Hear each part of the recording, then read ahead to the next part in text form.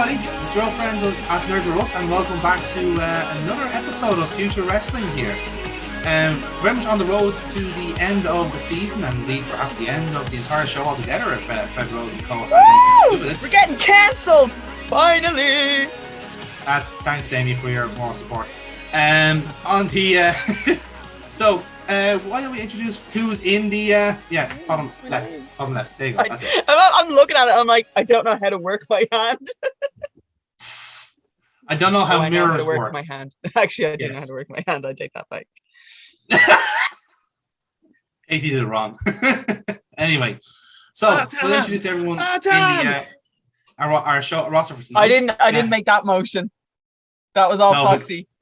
Yeah, it was somebody anyway. Stop looking at that last picture. Okay, so introducing the roster for tonight. Currently in the room with me is the future world champion, Violet Storm. Yeah, you didn't have bias booking at all. I didn't, not at all. No, you were you. I didn't. I resent all allegations. Guys, I don't think Decker is gay. I think it's all an act. It's all an act. It's all a ploy. It's like yeah. I think he's faking it.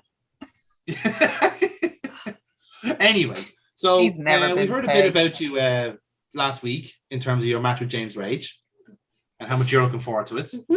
And we have you are in tag team action again this week. And hopefully my dice agree with me this week. That would be nice, actually. Yeah, that would be nice. It's good to get your bad rolls out now before the pay-per-view because, like, she talked a strong game last week and then crushed and burned in her match. Yeah, you don't want that. You don't want that to happen again. That'd be bad for you. No, very bad for you. Yeah, no. It's your dice. Like, I'm putting it out there to the dice gods. And the dice gods, yes, wherever they may be.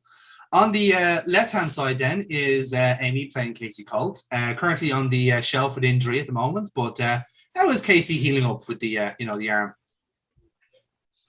It is pretty much back to full strength, Jonathan. I can tell you that. Oh yeah, that's great. I'm glad to hear that. And you know what? I'll probably be putting in an extra workout tonight. We never know, just to make sure it's back to full effect. I'm glad to hear that. Did you have a lovely time? I had a lovely time here, and I apologize for the broken. I'm just going to go now. I'm just going to leave you. I did, and you know what? I lost 10 pounds. So on the also on the left hand side tonight is Casey. Great way to burn calories. Or on the right hand side, rather. Apologies. So Casey, don't worry about it. So Casey, you are also in tag team action tonight. It's actually been a fairly quiet month for you so far, all things considered.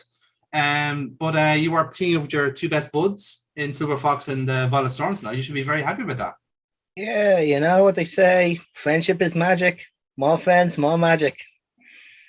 I like that spirit. Isn't that nice? Isn't that nice to have that kind of It's good to have that kind of connection, isn't it? In the bottom left then is indeed the final member of that triple threat, if you will, and it's Mr. Silver Fox. But again, you're playing double duty tonight, Foxy, because we're both hearing from Silver Fox and Nathan Youngblood tonight. Two sides of a particularly tetchy coin at the moment would be fair assessment. Yeah, but I am excited about being able to team with the former Violent Beavers. And yeah, I think Casey's like taking offense to the former. Yeah, because like you would do it on and off, so that's why I say former. Okay. I think these two consider themselves a team. Is that fair? Mm-hmm. Yeah. There you go. Right. I retract my statement. Okay. Thank you. There you go. Not every tag team ends in tragedy, okay? Tonight, the Violent Beavers get some monster thieves and follow the fox. Hey. Oh, very good. Clever. Very good. That was wordplay of the king. Very good. Very good. So, down the bottom at the moment is Dave, who is playing the Wraith this week. And you were in singles competition tonight, which is it's been a while since you've seen the Wraith competing on his own, rather than interfering in tag team match main events like last week and so forth. We want to see what he's actually up against. Is the Wraith excited? Do you know much of his work, Dave? I have no idea who or what you're talking about. be quite honest. Okay, that's I a don't know bit what the weird. fuck rate is, but yeah, sure. Let's say yes. Why not? I've not stepped foot in the ring for about a month and a half, Jonathan. So I have no idea what is going on at this promotion. TLC took it out. You kind of locked it. Seems like it, yeah. What? You were in Oh, I a don't know. you were in a TLC match. You lost you had a chance to tag belts, and I remember losing the tag titles and being extremely angry, as everyone else in the arena was. But yeah. Still fucking after see, bitter over after that. that, I can't remember walking up onto the ramp and with KC, and that's about it. After that, I don't think I've done anything. So Okay. bad Belts booking. anytime soon. Right. Well, we'll move on swiftly on then. In the Amy had a question. sorry, I didn't hear Amy. Sorry. Are they defending the belts anytime soon?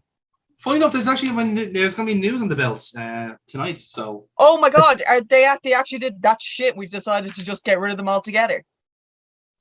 Well, no. Wait, what? What? No, we're not getting rid of the tag belts altogether. That's not how this works. There's still I going to like be a the way tag you team said division. we're not getting rid of them altogether is an indication that we probably won't be using them as much because they're NPCs. Is that why you're going with it? Hashtag Decker out. Oh, like That's degrading the good work the NPCs do here. Honestly, it's just. I thought she was down the Ungrateful. direction of like, oh yeah, like WWE, like we don't have a tag division, so We don't even have women's tag champions anymore. Didn't one of them get fired? Both of them did. Both of them kind of Well. left. Some of them Yeah, left apparently as both of them are well. gone. Yeah. Oh, good for her. She deserves better. Anyway, on the bottom right, I didn't then like is, Sasha, so I don't really give a shit about her. that's fair, yeah. To each their own. In the bottom right, then is the number one contender James Rage, who will be hearing a lot about tonight. Again, you heard the words of your challenger or your champion, Violet Storm, and we shall see what the challenger says tonight. James Rage, I'm sure you have various things to say on the topic. I'm sure I do. That's good. Violet is going to find out that no magic of friendship and no gods, dice or otherwise, are going to be able to help her. ooh, God Killer James Rage sounds like a wonderful gimmick. I would have to have claimed to be God at that point, for that to be true. I think he's more so killing the dice gods more than anything else, you know. Prove me wrong. Nice. Hey, Foxy fell out of his chair there. Joe Cabray Love it. felt that one in his lines from like 100 miles away. Oh, fuck. He's just going, why did suddenly get scared? Why is he scared of something? he's like, like looking over his shoulder. Jamie, say Waterford again. that's a Joe Cabray. We're like, Oh, That will always make me laugh that there's one person in the world that Joker Bray fears. And this And is we gone have in it. the show. So yeah. well, there goes any prospects I ever had. What did So- you do? Several things. Anyway, so that's probably the best, to be honest. Amy is gone.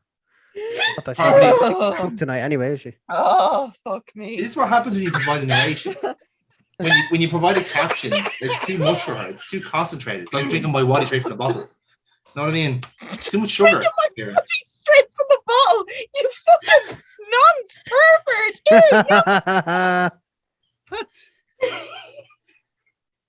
oh. What? Nonsense. Okay, we're all going to give ourselves a minute to calm down. And then we're going to get on with this of the show, okay? Fucking calm down. All right. Can we do that now? Fucking hell. Jesus, age crashed. Pretty much what I'd probably be saying for most of this.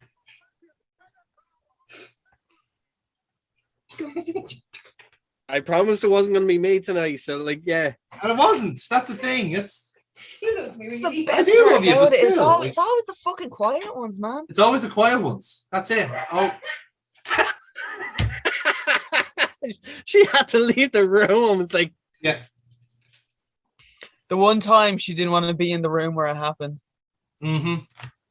Skip, you fucking donkey dick. Right. Anyway, Moving on. moving on indeed.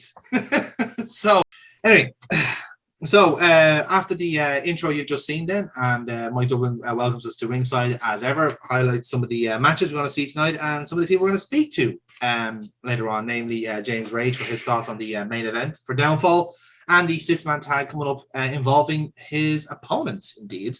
As she teams up with Silver Fox and Alan Moore. But we'll get all to that in due course. But first off, we're going to open up the contest with a title defense. Ladies and gentlemen, this next contest is scheduled for one fall, and it is for the Future Wrestling National Championship. Introducing to the ring first, weighing in at 398 pounds, hailing from Dubrovnik, Croatia, he is the Future Wrestling National Champion, Big Sven!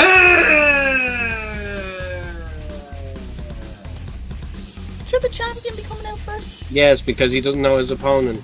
Oh, okay, sorry. We've gone through this several times. No, I thought we had an opponent form. Sorry, I didn't realize we were just picking. Oh, we do. We do, yeah. So,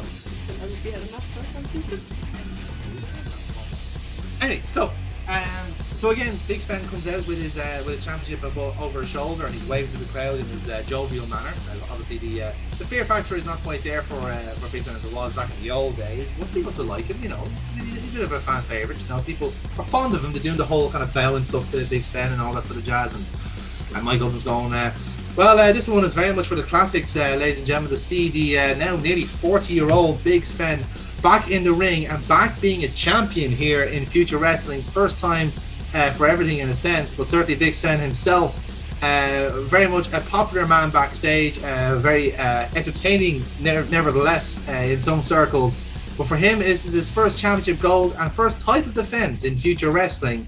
So let's see who first off he faces for that championship. You okay there? Right. And his opponent. And what happens here is then the music plays of Ratman and Bobbin. And, Oh yeah, we did go over this. Yeah, sorry. Yes. So Ratman and Bobbin both come out. Penny dropping. I totally. I was. 2 hours ago. Yeah, a lot Anyway, has happened in those 2 hours. Was it like that? Yeah. Ow, stop it. So, it's not very nice. So, anyway, so Ratman and Bobbin come running out from the curtain, and they do kind of like a jog. Well, Ratman does a jog, but Bobbin kind of does more of a trundle. So both of them kind of run the. Yeah, exactly. That's a Crackle Bobbin impression, actually. So they both Jerry, then. remember you said I was distracting. Yes. The two of you should never fucking record in the same room You can together. see where she gets it from, Amy, to be honest. You're very bad influence.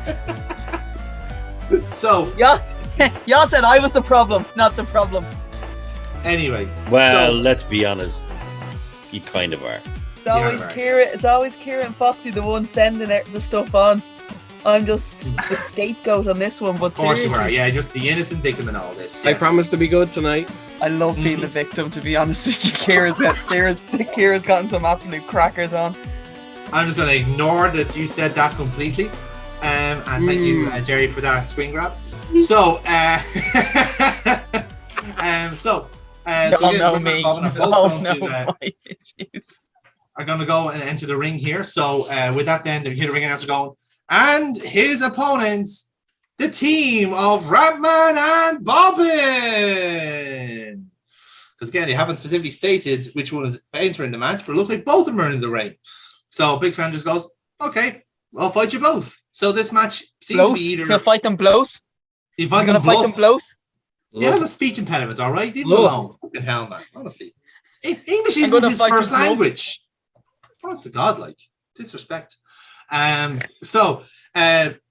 Ratman and Bobbin are both vying for the national championship separately, it would seem. So this is triple threat. So let's go around the room and see who we want to win. So Foxy, we'll start with you. Dave, hold it for you, Dave. Ratman. Hold it for you, Dave. Hold it for you. Oh, Ratman. yeah. He's like, Ratman. boom. All right. Hide your kids, right? So, Foxy, who do you want to win? Ratman. Ratman for Foxy. Kira, who would you like to win? Ratman. Okay. Dave, you want Ratman to win? No, I think he wants Bobbin. Oh no, that's an unfair assumption.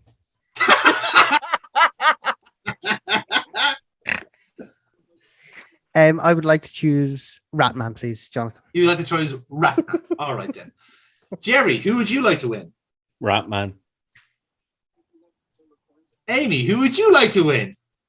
Who, when Ratman is actually being like a playable character, who has played him in the past? Jerry has. Mainly. and Ratman Foxy. it is. Ratman for the All win. right. Okay. And Jamie? Gotta look out for my former manager. James Rage, who would you like to win this match? Me. He is muted, so we can just like dub him in. Me. Me, baby. Me. Okay, let him fucking say it. Jesus. Can't hear you, Jamie. Technical difficulties. Ratman. There we go. Yeah, he said he's no. No, for Davis. Oh, that was Foxy. Okay, just nod your head if it's Ratman. Guys, I'm having technical Oh. difficulties. You want Bobbin to win? Oh, Ratman, please. I All said I right, so chose the one Ratman. against it's you know what? We Oh all my know God, Jonathan's Dave, gonna- do that again, Dave. Do it again. Do it again. Do what? I don't know what you're talking about. Do it again. In stage fright. Yeah. In fairness, I wouldn't do an impression of James Rage either. Fuck that. I'm still trying to perfect it. Still not great at the moment. Fair. All right. Well, just in the meantime, do a bit of Casey. Oh, he's dead. Dun, dun, dun, dun. So To be fair, that is actually a cracking impression of Casey when he left. that's true, actually. Yeah, Irish goodbye. So it doesn't Say be to any me, Faith. Oh, well, there he is. You're not He's in going the fucking room. anywhere, Amy. Assuming. You're just assuming, Amy. Anyone got any cola bottles? I'm okay, Casey. Thanks. I'm rather just having a bag of crisps there, so I'm good for now. Thanks. Are they cola crisps? 'Cause they're not Yeah, they bad. were actually. Yeah, as it turned out, they're not too bad actually. Yeah, they're grand. So I Oh, wouldn't- fuck wouldn't you be mad all. over them, Fuck honestly, you all. You know. I accept You keep that challenge, Casey. Amy. Fuck off, Dave. I can't. It's too fucking weird. It's about to get freaky up in here.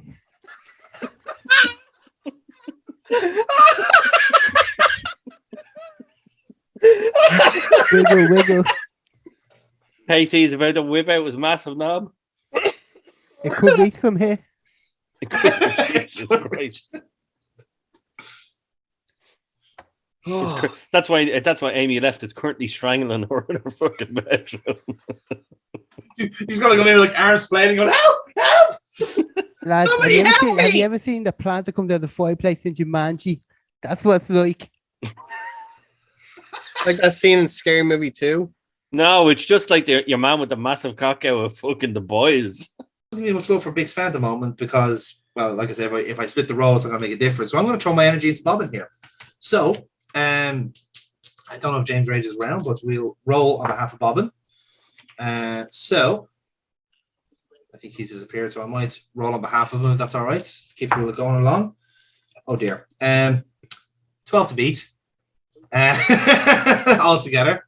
We have a 9 here in the room. So and a 10, and a 10, and a 10, and a 10. Yes, it's a Ratman walkover. So I don't know about you guys, but I have a really cheeky finish in mind here, right? So I want Big Sven to be really standing proud, going, "Come on, then I'll take you all on here," right? You know. So Ratman is getting both him and Bobbin hyped up and all that sort of jazz, and going like, "Come on, we can both take him down together," all this sort of stuff. And again, reminding that the ring announcer did say triple threat. Bobbin takes a pace forward. Ratman rolls him up. 1, 2, referee, ring the bell. You had Ratman turn on Bobbin? No, what happens is, right, you hear, ladies and gentlemen, the winner of this contest, Ratman, and so forth, and Bobbin rolls and goes, we did it! I was like, yeah, we did it, teamwork! And they fucking leg it before Big Sven gets out. Are we turning Ratman and Bobbin into Edge and Christian? I feel like they've already, yeah, I feel they're already in that mind space, you know? Like, I love the idea of two lads in their 40s trying to do Edge and Christian when they were in their 20s. it's proper divorced dads trying to be wrestlers, isn't it? Like, it's the crisis, divorce. Yeah. It's the middle-aged dad's garage band. Like Yes. that's the That's vibe it. I'm getting off them, and I'm here for it. yeah. So it's daylight robbery right in front of Big Sven just goes, oh. Like he just like proper like, oh. So it's a case. So you can hear him Dublin kind of like laughing at commentary, going, I think that, I suppose that does technically count as the title win, and Ratman is now the Ratman and Bobbin now the national champion. Wonderful tactics and show there from the two of them. Ratman running away with the championship, Bobbin slowly trundling behind him. But unfortunately, thanks to Big Sven somehow being slower, Bobbin will get away with this one for 1 week only, I'm sure. But neither They're way. cool. What's that? They're lay cool. Yeah, they're going to tear the championship apart. I was just gonna say we actually have to get Big Sven to chase them down, and he grabs the title, like crashes down on it, snaps it in half, and that's how they end up being go holders. I like that idea. So either way, so Big Sven is going to be is going to leave the ring. Ratman and Bobbin are now your future wrestling national champions. Beautiful. So when we cut back to that, then we are going to cut back to backstage. Well, first off, is going to be passed on Mike Dublin, who goes, well, ladies and gentlemen, if you remember the ending to last week's episode here on the VCR network, you will have heard of the decision of Rob Midas to simply align himself officially with Future Wrestling rather than this supposed network conspiracy that we've been hearing so much about.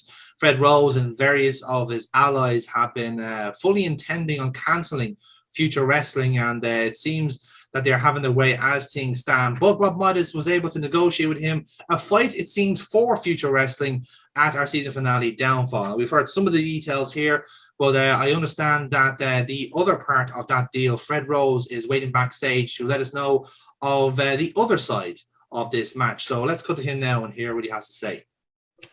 So there's no backstage reporter here for this one. He is just going to be by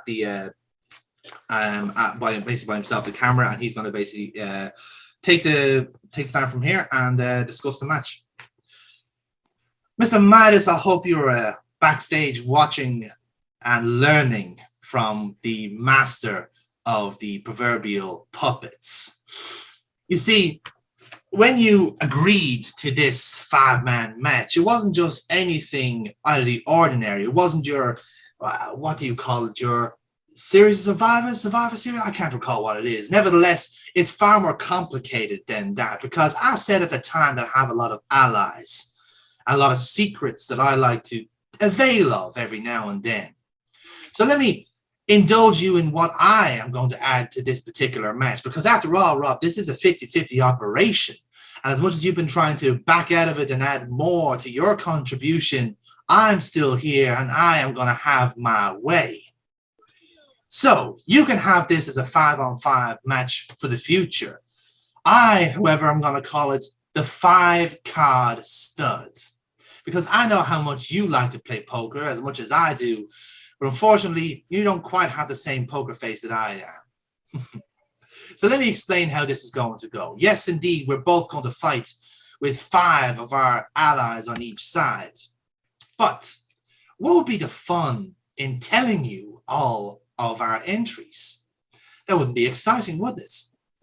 Indeed, I think the idea of this match is that we should keep some of our entrants secret.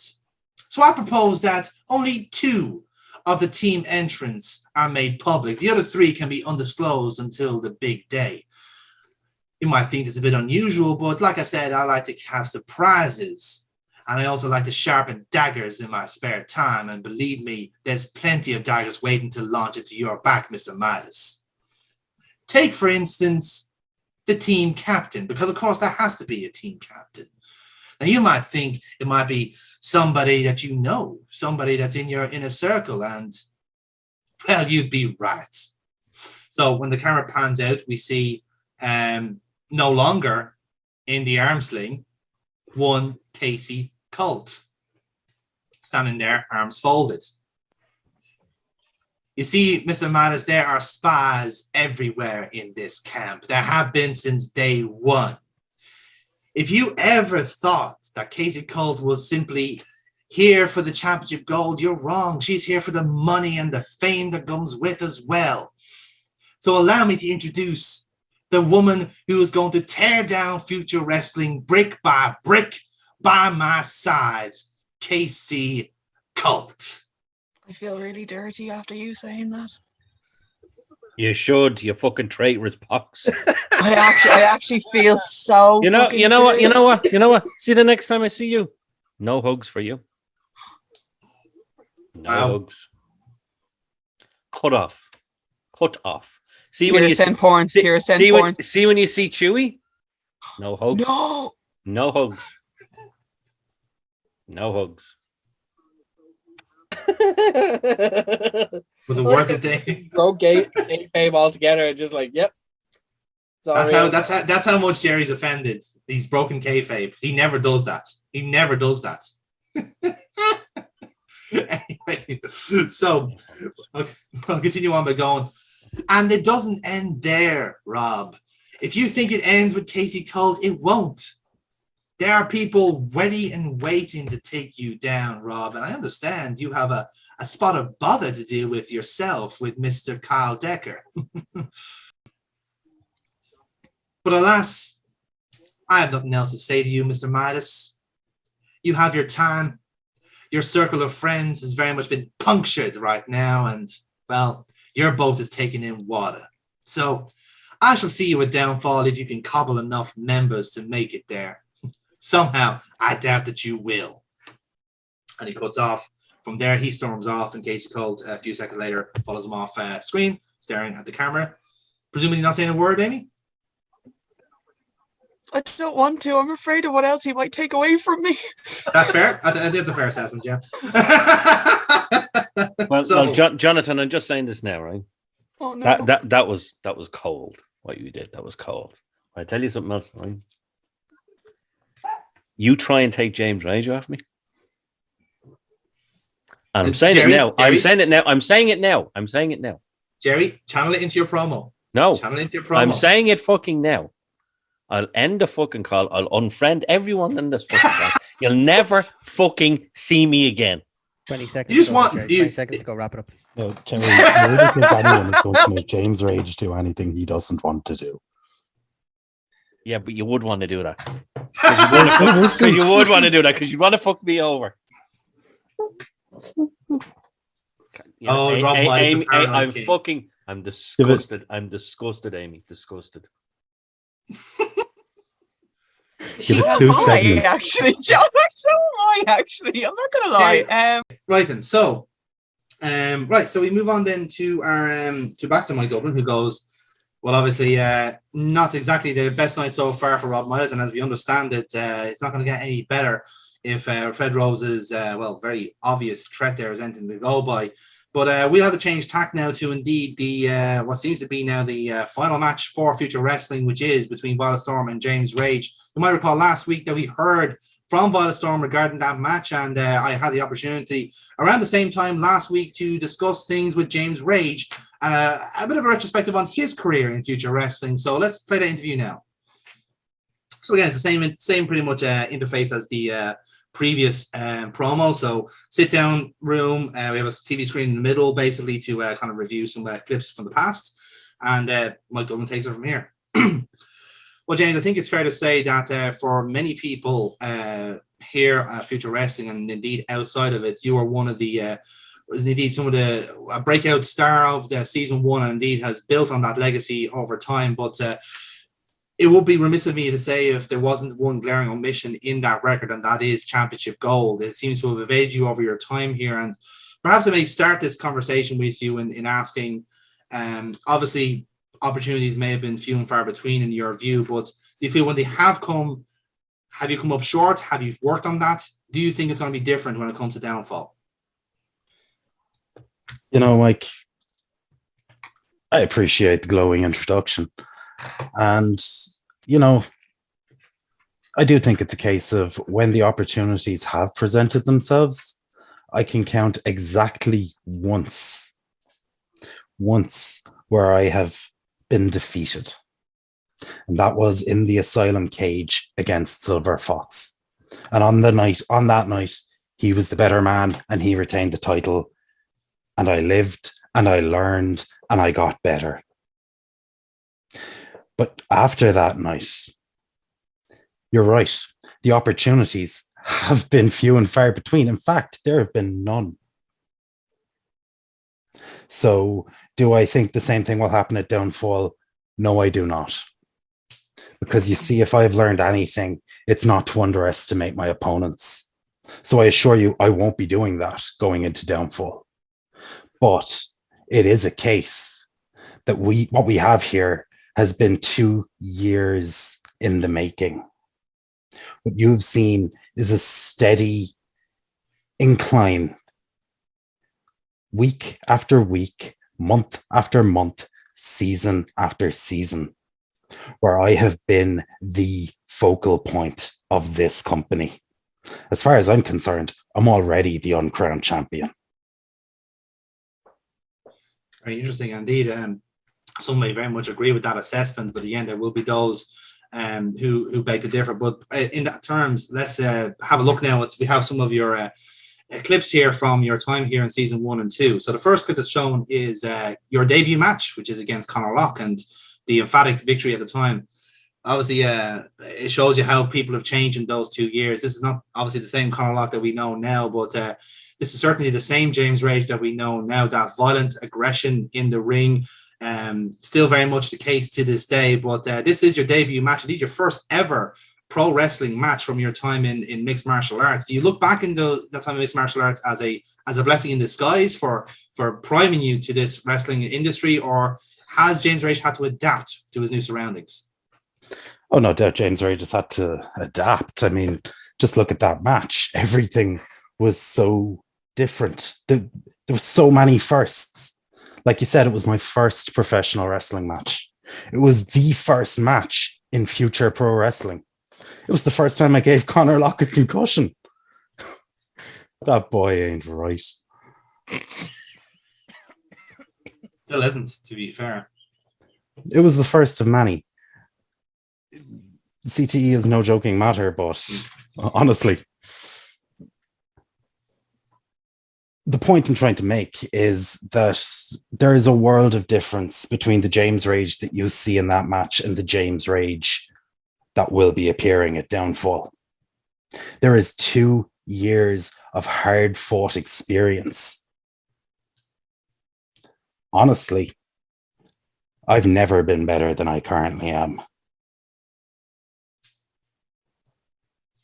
Indeed. So the next clip that's shown then is indeed that Asylum fight pit match between yourself and Cyril Fox. So Fox has the tattered mask, bloodied and so forth, but still holding the title aloft with that kind of, you got kind of shot of that kind of wry smile from Rage at the time, going, well, you mentioned it earlier, indeed preempting this clip here, Mr. Rage, but this perhaps did present to be the best chance for you to win that championship gold. And as you said, it's the one that went away. But you mentioned there that you are a slightly different animal to what we saw here in the fight camp. Can you put into words what has changed in James Rage?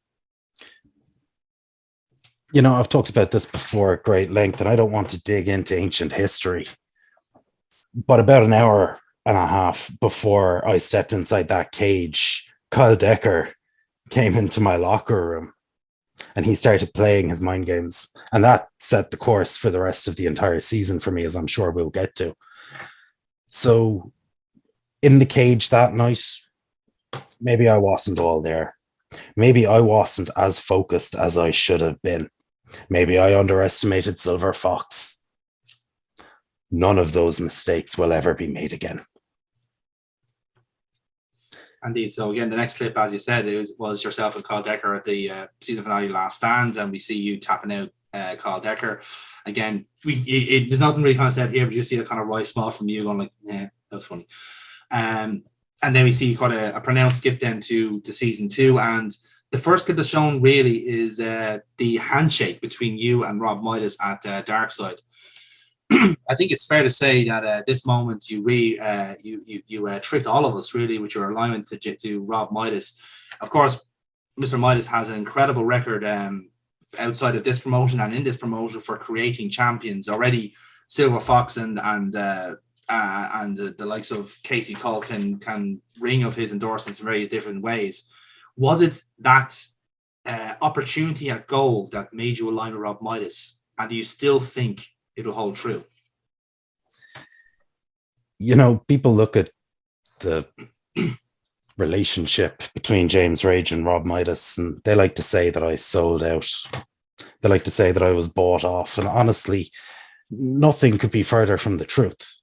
You see, it wasn't just about James Rage. It wasn't just about Championship Gold. It was about doing what was best for this company. And honestly, I feel like time will bear the fruit of that. We will see in time that James Rage and Rob Midas are what is best for the future of future wrestling. Indeed. And the last clip that's shown then, so again, we see little bits and starts. So we see the match with Casey Colt in the Asylum fight camp. We see the Hell in a Cell with Cutter. We see the last man standing match with Wayne. But the last prevailing image we see is of the end of the main event of Red Alert, which saw Violet Storm regaining her championship and then offering a handshake to you at ringside. Well, you two were have faced off various different times in Future Wrestling, but no clear winner here. But it does seem that you and Violet Storm are destined to end this season, or indeed end this promotion, with a match that a lot of us are looking forward to finally decide who is the better wrestler, who indeed is the better fighter between the two of you. I'd love to hear your candid thoughts on Violet Storm and how you think, of course, with your height and weight difference, there is going to be an advantage in your mindset. But you've seen what she can be like in the ring. You've seen what's happened to Casey Cole, to various other, even to Carlton Titus, of course, separating your shoulder, separating Carlton's shoulder rather. She's shown to be very deadly in the ring with those submissions. How have you prepared for Violet Storm, and how do you prevent yourself from underestimating? Little innocent Violet Storm, the internet sensation. She has become so much more than that. And you talk about the end of Red Alert, and you're right. She showed the entire world her hand. Because you see, little innocent Violet Storm, she decided that she was going to get the job done herself. She decided that she was going to go into business for herself. She decided that she was going to hurt Casey Colt. And you know what? I respect that. I respect that approach. And for me, it's just what everyone expects, because I seem to have a bit of a reputation like that, but not little innocent Violet Storm.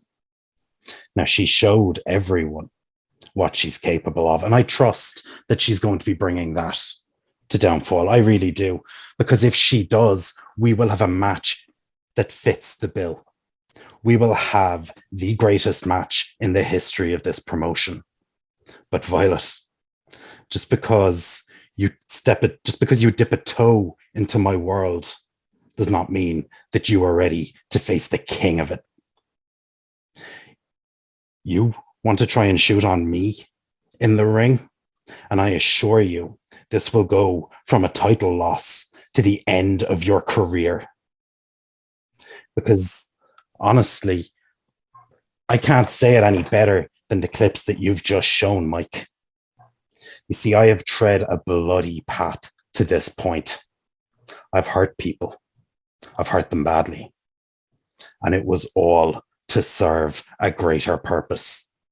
And that purpose comes to a thrilling climax at Downfall, when I show everyone in attendance, everyone watching at home, that there is a new ace of Irish wrestling. And at Downfall, he will not only be the victor but he will be the champion of the future of wrestling. Strong words, Mr. Rage, and no doubt Father Storm will have heard every single one of them. Like everyone backstage and indeed watching this at home, we're looking forward to this main event like anything else. But thank you for your time, James Rage, and best of luck when you get to Downfall. Indeed, that'll be the case. So, Jamie, as ever, I'm going to give you a +3 on that promo. Lovely stuff. So give us a roll there. Can you get the free audience out of it? 7. 7. You get momentum out of it. So lovely stuff there. And we roll straight into our next contest. So that fades out and it fades straight into to your opponent coming up. So he's already in the ring. His music is playing. Ladies and gentlemen, this next contest is scheduled for one fall. Already in the ring, weighing in at 241 pounds from Pensacola, Florida, Captain Jack Freedom. Well, folks, you just heard the strong words of James Rage, and we're not going to end there, as James Rage is about to face this man in the ring, Jack Freedom, in what promises to be a bruising and athletic affair between the two of them. Two heavyweights of the roster in two very different mindsets right now. Jack Freedom looking to make an impact here against the number one contender. Well, the number one contender looks to take another victim. Indeed he does. With that, the music starts playing of Mr. James Rage. And his opponent, weighing in at 237 pounds, hailing from the Asylum Fight Camp, James Rage. So, Jamie, talk us through your entrance. Okay. I come out at this point, I'm insanely obsessed with Downfall and Destiny manifesting and whatnot. So I come out, I have a towel over my head, a la that whole thing, and beeline to the ring. There's no looking around, there's no soaking it in, there may as well not be an audience. Slide into the ring and just stand in the corner waiting. Indeed, and Jack Freedom's going to do the same because he knows he's in it for a fucking brawl here. So, this is going to be a bit of a sprint of a match, so only 9 spots to go. So, James, let's get rolling on our first roll. Yeah, okay. Oh, 12, 11. Narrowly beat you. So talk us through then. What would you like for your opening spot and, of course, your perk? Double momentum. Very good. And what would you like to do?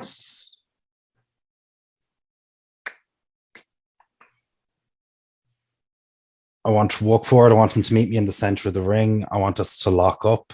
I want to muscle him back to his corner and then just toss him. Awesome, nice. I'm going to treat that as a power roll, +1. And that is successful. You get your double momentum out of it.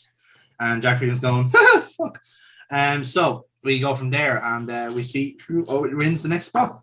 That is a 3. And Jack Freedom rolls a 6. So, what I'd like you to do is, so I want you to kind of sustain the attack here. So you toss him across the ring, he's kind of starting going, oh fuck, and then you're going to start basically crowding him in the ring, in the corner. So it looks like kind of going for shoulder thrust initially, and he's going to get a kneel basically and block 1. And what he'll do then after that, then he is going to essentially go and do the same to you. So you're gonna like go out from the thing, and he's gonna like basically vault you over to the opposite corner and basically repay the compliment. So that'll be a power roll for him, and he actually does hit it, which is a successful momentum for him. So he then basically taunts you with that and kind of like, you know, brings like kind of that sort of stuff. You know, he's kind of going you on with the next spot here. So in that case, let's roll to see what happens next. 8 beats my 7, just about. So Jack Freedom is taunting you. What would you like to do? Charge him, double leg takedown, and get on top of him to start dropping elbows. Lovely. And that'll be a real roll, which is +1. And that gets you across the line. So momentum for James Rage here, dropping elbows. Jackie is kind of getting his arm in there, so he's not taking the brunt of the impact. But certainly damage is being done either way. So we move on to our next spot from there. That is an 8, and Jack rolls 6. So you take the next spot from here, Jamie. What would you like to do? I want to transition into an armbar. Oh, okay. That'll be a work roll.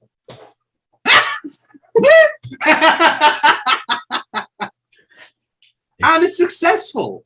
It is successful on that. So the -1 takes effect, but you still lock in the armbar. So Jack Freedom is in the armbar for a while, and he will kind of grab out of it there. So he's not going to power out of it as such, but the armbar is in for a while, gets a leg on the rope, and breaks out from there. But good stuff nonetheless, and no doubt Violet Storm watching backstage intently. At an angle. Yeah, at an angle, yeah, exactly. But at Future Wrestling, we don't have the money for backstage monitors, so she is Yes. literally just at the curtain a la Fight Factory. Yeah, I prefer that to me. That's more authentic. Like, so, But like the fans can all see her. It's literally just her Yes. holding up a curtain, yeah.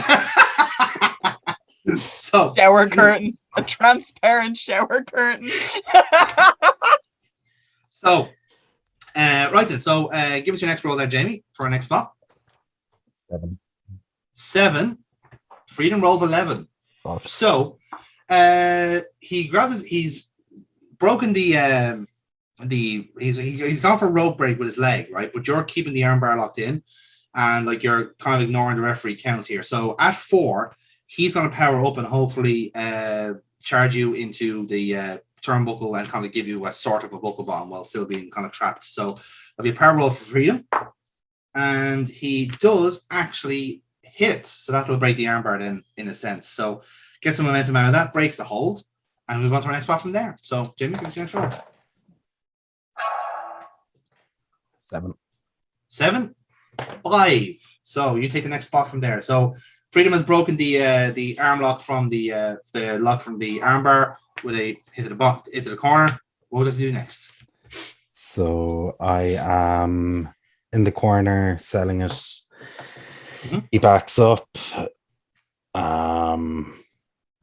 He comes charging in again, and I just throw up the feet, catch him coming in. Fair enough. I'm gonna treat that as a straight roll on that. Yeah, straight roll, I think. For a look roll. 7. And you get the legs up, and he crashes into them. So lovely stuff. And we get to our next spot from there.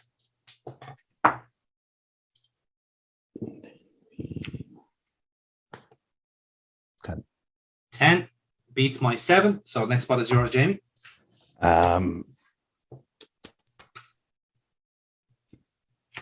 Yeah. Okay. So I've kicked him back.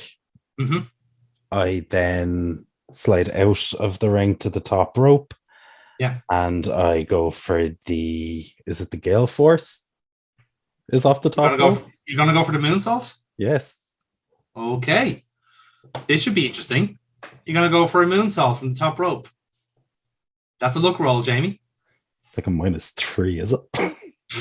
For you, probably, yeah. You hit it, actually. You do hit a moonsault out of it. So, yeah, a moonsault from James Rage. That is impressive, nonetheless, because it's not high flying is not your style. But you do hit it, and gets a certain amount of replays from that as well. And again, if Volstorm wasn't pissed from the armbar, she's certainly fucking pissed now. So we go from there. I'm and not see what even happens done. next. Oh, there's still 2 spots left. So give us your next roll there, Jamie. Oh fuck. 5. 5. I roll 5, so we go again. Oh, excellent. 9. 9, 10. So after the moonsault, I want you to go for a pinfall attempt. It'll be a close 2 rather.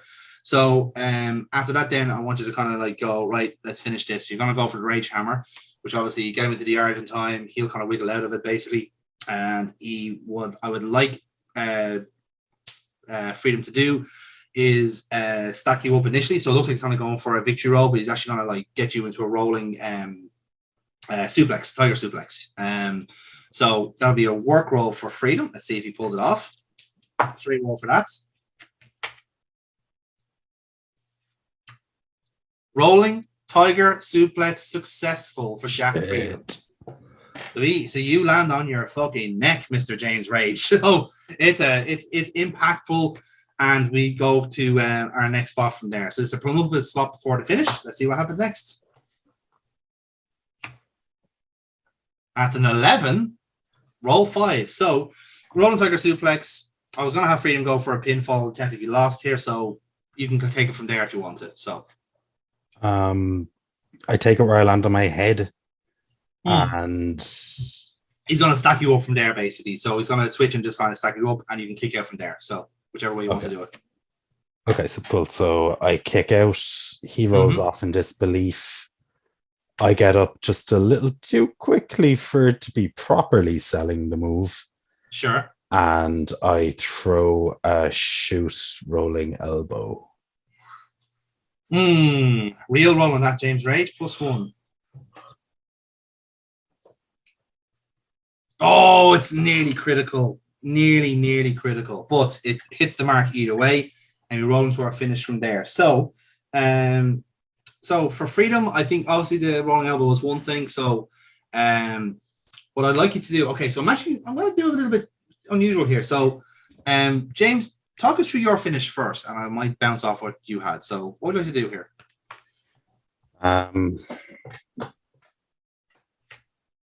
I have a feeling I know what you're going to go for, but I'm not too sure. Yeah. So after hitting the elbow, he's kind of rocked. He slumps down.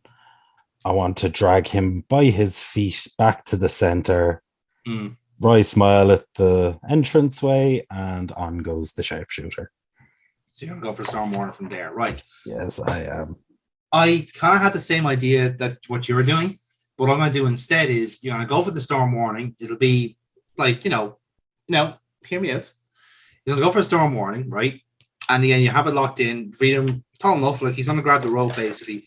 But latching on to the last time he was at a submission move, you're actually going to break the 5 count. So you're just going to keep it torqued in and just keep torquing, just shouting the head off the referee and basically go for a DQ loss from there. But that's allows you then to basically go for like a beat down, let your tempers flare, whichever way you want to do it. So it gives you the flexibility in that. So we either go for an actual submission win or a DQ loss from the Storm Warning. But either way, point made. So momentum-wise, Jack Freedom is on 5, thanks to that double. James Rage, you are, thanks to the promo and the momentum, you are on 9. So I shall roll the +5. And I think you'll be okay here, James, because that's a 10 altogether. So I think you're home and ho. So customary roll should get you through. Okay. But question. Yes. What was the agreed limit on how much momentum I can carry to the pay-per-view? That is only applying to the go-home show. So we're not at that point yet. Oh, shit. Okay. I thought it was from just a week. Fair enough. In that case, cool. Yeah. Let's see what we get. Yep. Yeah, you done. Never in doubt. So you actually you supersede the roll even. So in that case, then talk us through then. So you go for the Storm Warning, and Jack Freedom taps out from there, I presume. Yeah. He taps out. I get up, kind of chuckling to myself, and I ask for a microphone. Very well. So as you do that, then we hear the tap out. We hear the decision going, ladies and gentlemen, your winner by submission, James Ray. And you grab a microphone and talk us through. Okay. I think I've proven my point. And as much as I'm enjoying the mind games with you, Violet, this part here, this isn't about you. That was for you. And remember, last week, I did beat you 1, 2, 3. Now, it may not have mattered then, but it will at downfall. No, what this part right here is about, though, this is a message to Rob Midas. Last week, Rob, I told you, plain as day, that actions have consequences. And you came out here and you picked a fight with Fred Rose. And now Fred Rose says that he's bringing an army. And good, I hope he is. I hope he does have an army because you have me. And Rob, I am going to take my rightful place as the captain of Team Midas because I will see the back of every single one of these traitorous swine that have dared to side with Fred Rose. Fred Rose, you are a cancer, and I am going to cut you out of this company myself. Come downfall, I will not only be the victor, I will not only be the champion of the future of wrestling, I will be the savior of the future of wrestling. Off the mic from there. And James Rage, that is your secret objective. Nicely done. The dog yawned. Chewy yawned. Chewie approves. Chewie approves. Chewie approves. When he yawned. Yes. But Insert Saviors Ja- of Destiny music here.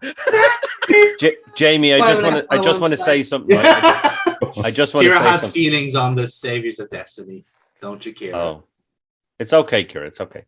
Jamie, I just have one thing to say. It's Okay, too cold. I absolutely accept No. you as the team captain, but I swear to Jesus, if you're the swerve, I will actually find where you live. I don't give a fuck how scary you were to Joe Cabray, because fuck Joe Cabray. I will come after you. I will come after you. You know what? Punishment for Amy was no hugs. Punishment for you, I'll rip your balls off with my teeth.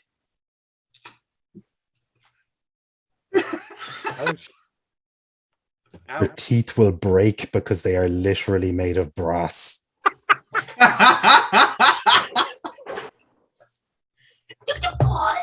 Yeah. Oh, Puppy. Look at a puppy. There you go. Look at a puppy. He's falling asleep. I don't know why my mind is like this, but I want like Rob Midas to be like on this like on a mission of mercy going, I have a puppy. Please spare future wrestling. Whereas all I'm seeing is Where that, Arms of the Angels playing in the background. Yeah. Whereas I'm seeing like the chair, the swivel, Hmm. and Robin. Do-do-do. Yes. No, I can see Rob Myers trying to Chewy's negotiate. like, I don't want to be involved in that one. Yeah. Rob Myers trying to negotiate someone to get on his team. Be like, Yeah. all right, it's not going well. It's like, okay. Look, I've been saying this, but like, how about with this? I turn around with the fucking dog in his hand. Like, yes, I'll be part of your team. There's members of the production crew right now been like, I am now Team Rob Midas. Purely because of the puppy. You got a puppy. And that's all we need. That's all we need.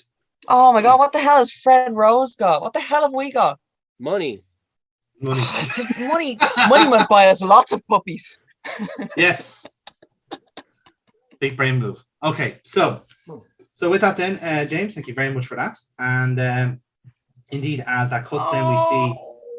You want to get down? Puppy. Want to get down? Come here. We go back to commercial, and when we come back, we hear the bell ring, and we go, ladies and gentlemen, this next contest is scheduled for one fall. Fall of one. Fall of one, absolutely. Introducing to the ring first, weighing in at 181 pounds, from New Orleans, Louisiana, Davina Lovo. So, we are welcome back to Ringside by Mike Dublin and we hear about the intentions of James Rage to become team captain of Future Wrestling, and Mike very much goes, well, I don't think any of us will disagree if James Rage leads Future Wrestling out into battle. I can't think of there's various different people I can think of for team captain, but none is better than James Rage, someone who very much embodies that heart and soul we've been looking for here to fight against this conspiracy. But nevertheless, we have to change track here, and Davina Laveau is going to join us here for some singles competition. But certainly the challenge that goes before her is unique and something that I don't think even Davina in her wildest dreams could imagine. But somehow I get the feeling this could be a match made in hell. So with that then, the music dies down of Davina's and cuts in then of her opponent. However, Yes. there's a twist. The twist? There's a twist. There's a twist. Oh, very, very big twist. With a twist. Right. So I probably should have actually told you this, John, for a start. So I'm One excited. this way. So basically, my music doesn't hit yet. However, the arena kind of falls into red, and on Tron Mhm. is basically a camera, but it's as if you're looking through Wraith's eyes. Okay. So he's walking backstage. He comes to the dressing room of Cutter. Oh, again- like the protection agency. Yeah. Oh, So comes okay. up to his office and notices that again he's not here for another week. So the frustration is starting to set in now because the Wraith is basically like he's obviously avoiding me. He can't be bothered showing up to, build up to this match at the pay-per-view. He thinks he's bigger than everything. So I crash through the door, crash his office completely. But before leaving, I have a letter in my hand Okay. written in blood that invites him to the inverse on the same night of Downfall. Nice. Okay. I place it on the smashed up, half broken desk that he had, and then the camera walks out of the dressing room up to the curtain and then kind of just flashes into white, and then I appear in the rain behind Davina. I like Can it. can Mike Dublin just say on a quip, "Oh, use a pen, Sideshow Bob"? Oh god, I hope he's testing. Oh, please don't be another Bob Orton. Please don't be another Bob Orton. At least You know- twice there when you were describing the desecration of the office, it sounded like you were going to take a shit on his desk. A particularly demonic To shit. be at fair, that. if it was Connor Locke, I would have set it on fire also. Is it cheeky like that, you I know? love how they're between the Wraith and Connor Locke were shitting on desks, writing letters in blood, setting fires. It's amazing the character development this kid has come from being the whipping boy to being, I'll fucking show you. This the is what whipping happens boy. to the kid you bully. He becomes a demon. Let this be a lesson to you, kids. So this match is gonna has a hot start indeed, and only 8 spots in, Dave. So let's give our I'll rolls. only need 2. It's fine. Oh, we shall see. Go for it. I roll 9 to start off. Let's see how you start off. And you roll better than me, so you roll 11. What would you like to do? So I'm standing behind Davina Laveau. She's staring down the ramp, so I wanted to kind of back up a little bit and just kind of knock into me and do the whole overselling of the eyes as she turns around and realizes I'm behind her. And what I want to do from there on is just a 2-handed chokeslam. Very well. That'll be a power roll for your Wraith, which is +1. That's critical.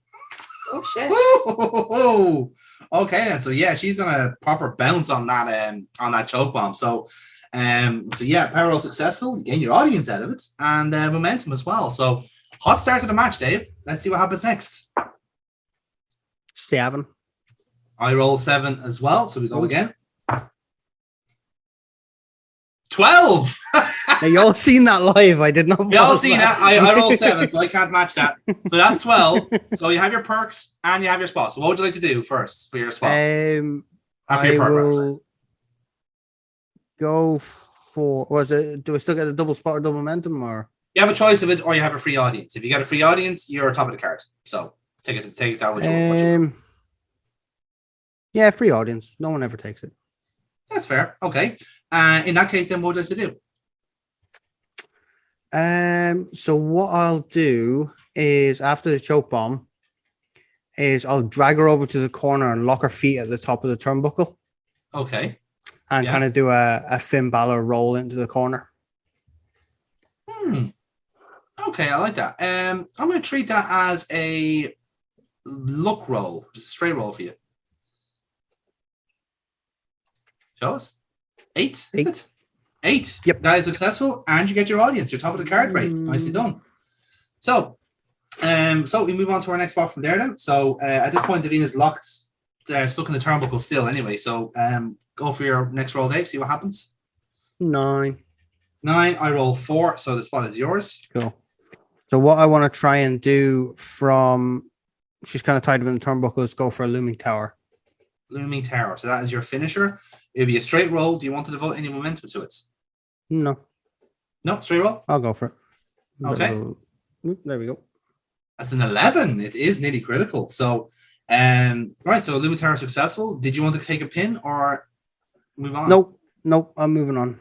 You're moving on, right then. So Lumitara I'm basically taking my frustration from Cutter out on Davina. Okay. Pretty much. Understandable. Right. So in that case, let's keep the match going. So, next spot's over Dave. That's a 10. I rolled 8. So you're still in control of the match. Take it away. I am going to now go for the Highland Spike. Highland Spike. So again, that'll be a real roll for you in this case. So that'll be a +1. That's critical again. Unreal. So Highland Spike again. This is a proper fucking like RBD cell on the spike. So she pushes up on it. So again, she's still in the match, I presume, Dave. Are you count for a pin or are you? No, I'm going for the pin. I'm going for the pin after going this. for a pin. Okay, so I have to answer for 12 then. 1, 2, 3. Ring the bell. Ladies and gentlemen, your winner of this contest, the Wraith. So, Dave, are there any post-match afters? Yeah. Okay. So what I want to do is I don't know if I'm gonna be allowed this. It's basically what I want to do is sacrifice Davina effectively.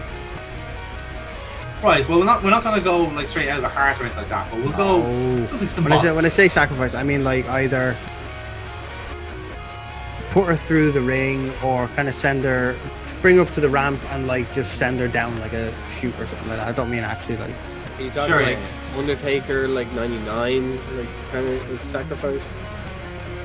No, I think that takes up too much ring. I think that takes up kind of too much ring time. I would say just bringing her up to the ramp and just literally dropping her down a shaft like I did with Alan Morph, and Morph got like pulled down. Okay, that works. Yeah, unless Foxy wants me to do the sacrifice, I'll do the sacrifice. The insurance would be a bit much on the sacrifice. Legal. We don't have that in our budget. Like, we don't even have a budget. Sign the waiver. She didn't sign the exact. Thank you, legal. She didn't sign the waiver. It's fine. So yeah, we'll do exactly that then. And again, underneath the shaft there will be a nice, comfy mattress and people to take them. Not in our contract. Thank you very much. So yeah, and the comments go well. It's fair to say the Wraith has made his point loud and clear, not just to Davina Laval, but to also the Cutter, who does seem to be the intended target for this wild, demonic figure. We all know who he truly is, but it's fair to say the Wraith is very much an entity unto himself here, and is on a very much a runaway train to Cutter, wherever Cutter may be. Certainly not here at the moment, much to the dismay of the Wraith, and I get the feeling that the more the Cutter avoids this monster, the more this is going to get out of hand. I'll fade the black on that. So, I have a feeling that's my match objective, not succeeded because I didn't say I wanted a monster to kill. No, that's fine. I actually did take that as your match objective, so you did good. Yep.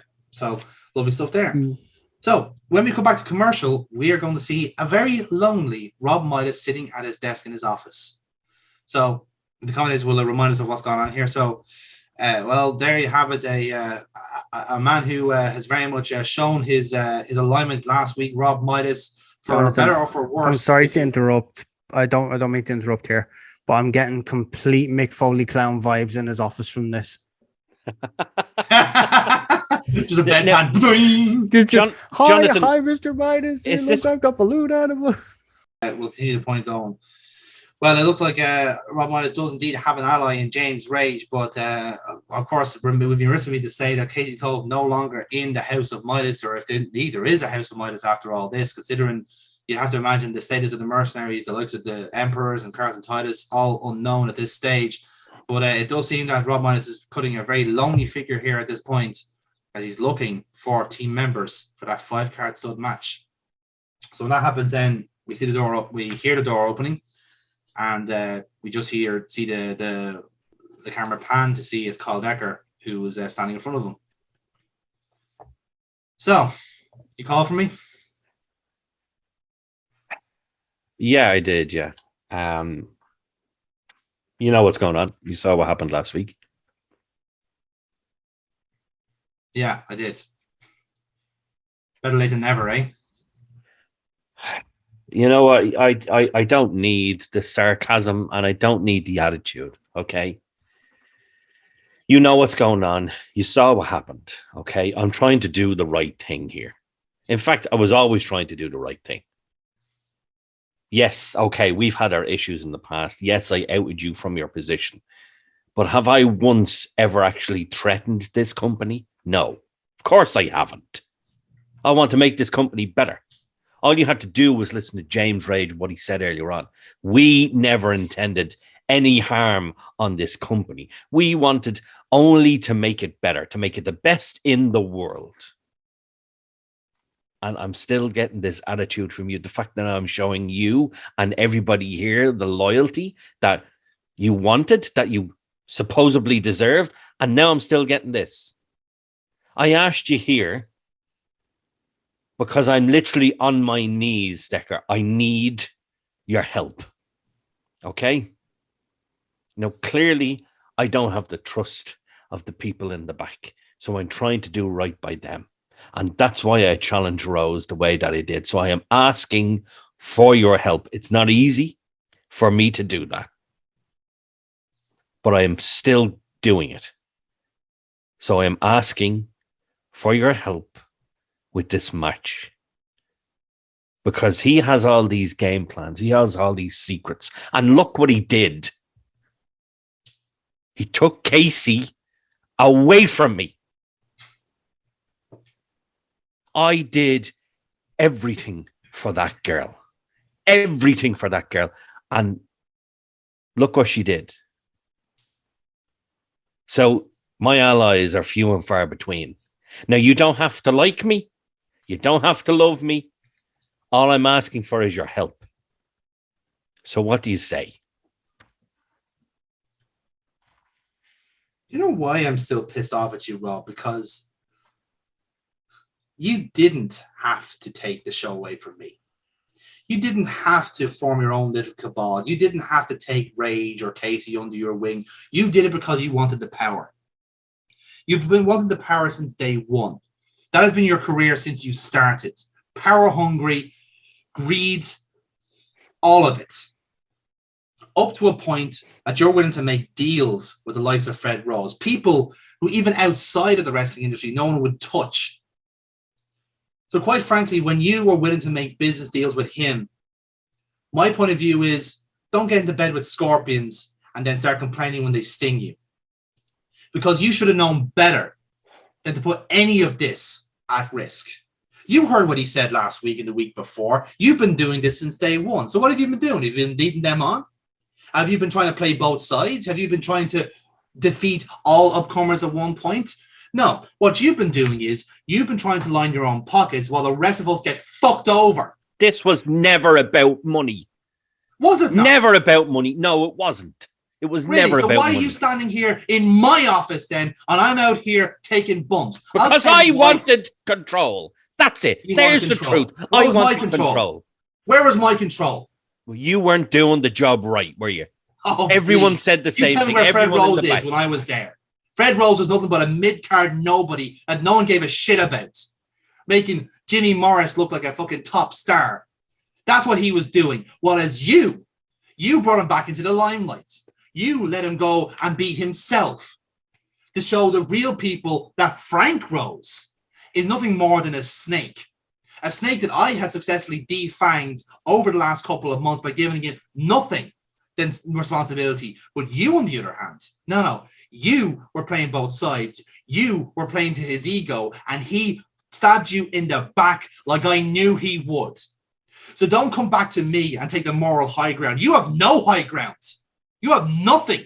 You don't even have any morals or ethics. You are Rob Midas. You don't have any of that.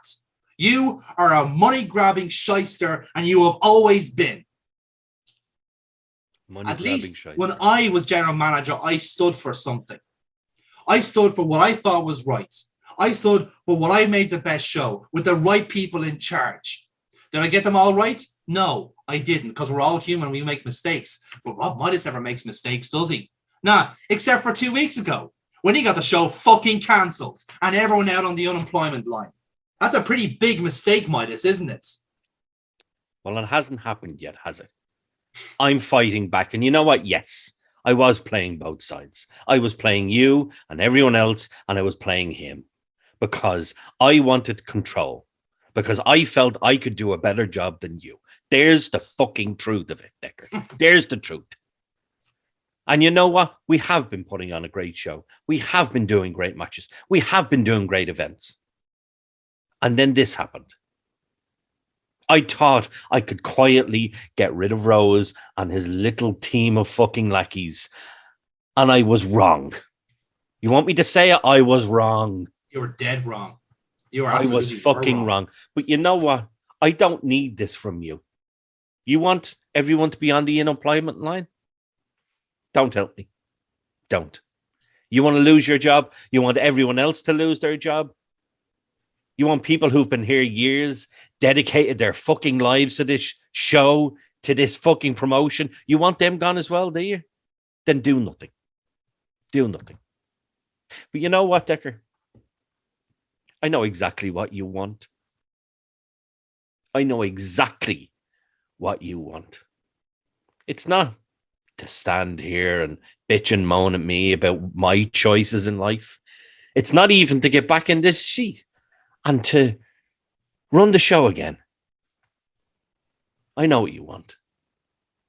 You want me in that ring, don't you? You want me and you in that ring. That's exactly what you want, isn't it? Because you feel like I betrayed you, don't you? That's what it is. You want me in that ring, and you won't settle for anything else. So you know what? You know what? I'll give you what you want. Tonight, main event, me and you. I'll give you what you want. You want to take your frustration out? Take it out on me. No outside interference, nothing. Just you and me. And you can finally get this off your fucking chest. And when it's off your chest, you can finally get the fucking head working. Because if you don't, everything is gone. And I'll put my hands up and say, it's my fucking fault. But you know what? If you don't help me, we're all gone. You're gone. Everybody's gone. So you know what? Take your frustration out on me in the middle of that ring tonight. Do what you need to do. Get it off your chest. And let's get on with this fucking thing so we can beat that southern prick. And finally make future wrestling better. So there you go. You have what you want. You have exactly what you want, detective. Rob, you didn't betray me. You betrayed that general manager position. You betrayed every single person who works for this job, who had lived their dream of being a professional wrestler full time.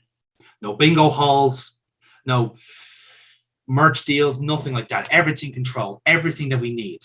You betrayed that. And if you ever think of holding my promotion hostage for my interest, you have another thing coming. Rob, I hope you've grown a spine in the last 2 weeks, because now I'm going to snap it in fucking half. And he storms out. Almost. Yeah. Rob, all this talk of like, oh, if you don't join, we lose. No. It is I'll take No, the fucking I- 5 of them. Bring on his fucking glorified job squad. You see, you said I'll take on the 5 of them. That just reminded me of Transformers 2 when Optimus Prime said, I'll take you all on, and then he died. So I don't want that to happen to you. That's true, actually. Yeah, we don't want I to. I do like that Jerry seems James as Jamie as Optimus Prime of the team. Who's Yeah. Bumblebee? KC, of course.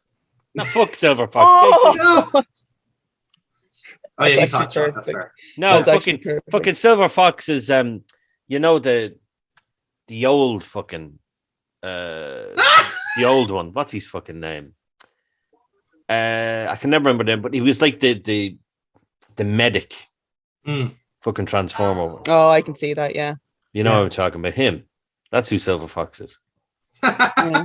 Wow. Fair. Guys, Yeah. And then, of course, if Decker does decide to join us, he can be Hot Rod because he's a hot-headed cunt. He's a hot, yeah, to be fair, yeah. Bit of a temper. in him. Yeah, he is a right cunt. He is right, cunt, yeah. So, Rob, give us a roll on your promo, please. So I'm going to add a +2 onto your roll, along with your look. So it'll be a +4 All right. altogether. It's all right. And it's momentum for you. 7. So not quite critical, but you get your match objective out of it as well. So happy days. And we move on from there then. So Hold on, what? I got me what? I forgot to send it to you, but it was literally just like it was the what you said at the end of the match, just like prompt like offered a match to me, and that was it. I forgot to send it to you, but you take it anyway. So well done. Okay, yep. Yeah, you're welcome. So right then, so we've done the 6-man tag. So last thing Or to do proof is, of Decker's short-term memory there, lads. Not even on the full match objectives for the lads, so he can shave Jared some was linked points in and off we were their recording. scores. Jesus Christ. they make a Anyway. big deal about this in America. People go to jail for this shit. Yeah. Or amnesia. Hashtag Decker out won once before. Hashtag Jonathan in prison might win again. Shaving points again. Objection hearsay? No, it's actually it's not Yeah. hearsay when it's Thank on camera and you. you admit that you didn't actually send it to him. That's not hearsay, sir. That's It's a called- fucking match objective and you get it anyway. Bro, we know he changed your match objective there, Jerry. I still got it. So You still that's got it. you know, Still Winging got it. you know, Yes. it's not working, Amy. It's not could've working, said all right? anything. You know, because You were the Chew- worst moral Chew- support. Chewy just got down off my lap in disgust because of you. So he's now sulking over here because of what Because he didn't want to have to look at Jonathan anymore. Yeah, it's clearly my fault. Yes. Oh, Kira, for God's sakes, you're Ah. trying to go to sleep and you can't because you won't shut the skylight. I haven't asked Hey. them. She needs to keep that belt around her waist. That's not. That's not. Chicken. That's not. That's not. Politicking. I'm telling you, lads, Right. I don't think Decker is gay, and I think Alan Morph's gonna get screwed over here. Mr. Steal Your Girl. It was all an act. Ladies and gentlemen, this next contest is a 6-person tag team match scheduled for one fall. Really? One fall. Oh, yes. It was 3 falls of here all fucking night, Kira. They already are. True, yeah, exactly. You gave me sugar. It was a mistake. That was a tactical error. So, introducing to the One ring first. fall. Thank you, Dave. See, that's someone who has the time is perfect. And it come. Oh, Jamie, honestly, like we're already halfway through the first entrance. Like, We haven't even introduced what the match is yet, have we? We just 6-man did. tag, yes. We actually? Oh, damn it! So out first, without his tag team belt is. You know what we actually should do for this? We should do a King of the Ring turn. Oh, sorry. Yeah, go on. I did one Without his already. tag belt. Yeah. Without his Yes. tag belt. Yes, without his tag belt, Cyrus Biled. Gold. Biled. Biled. Yeah, he's turned Nordy all of a sudden. How do we belt, so yes? I wear a belt. Well, How does we belt Silver. out of the ring, so yes? aye, so it is. Aye, so yes. Cyrus so orange. yes. Cyrus orange for this week. No, in fairness. So you hear the ring announcer announce Cyrus Gold to the ring, and then the commentators go, "Well, folks, you might have noticed some one glaring omission from Cyrus Gold there as he's coming down to the ring. Indeed, no longer tag team champion. An executive decision was made by the VCR network. The dissolution of the Golden Beans team. You understand that there was a disagreement between the two over this supposed defection, if you will, of Cyrus Gold to the network side, and it seems that the tag team titles will be held in abeyance. More on that, we believe, going into the final What 2 a weeks here of the fucking pay-per-view. cop out, you piece of shit. You can't fucking win. You don't. Do you want the tag titles or do you not want the tag titles? You know exactly what I want. You know exactly what I wanted. You Okay, scared Batista, what the Alan fuck do you Moore want? out of that goddamn championship because you You know what? Okay. You know what? We're good. We're fine. Are we okay? Are we good? Yeah. Okay. And so obviously he's getting booed out quite significantly there as he's doing that, and obviously getting Cyrus sucks chance and all that sort of jazz, but he doesn't seem very phased by it and just waits in the ring for his two tag team partners, which they get introduced. And his partner, weighing in at a combined weight of 592 pounds, the Dragon Slayer Kazero and Vladimir Kaiser, the Emperor. So again, they are back essentially doing a tag team outfit here. So they both have a joint entrance.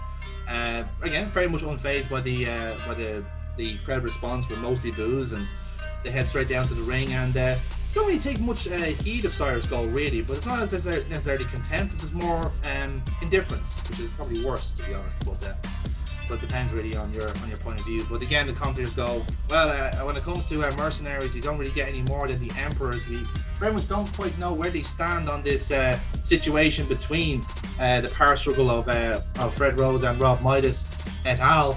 But certainly when they are guns for hire, it's fair to say their decision can be quite down the middle. But they are teaming with Cyrus Gold tonight against three of the strongest competitors on the roster. This promises to be a very exciting match indeed. It will. So, with that then, we hear the music first of Mr. Silver Fox. And their opponents, introducing first, weighing in at 190 pounds, from Clondalkin County, Dublin, Silver Fox! So, Foxy, take us away with your entrance.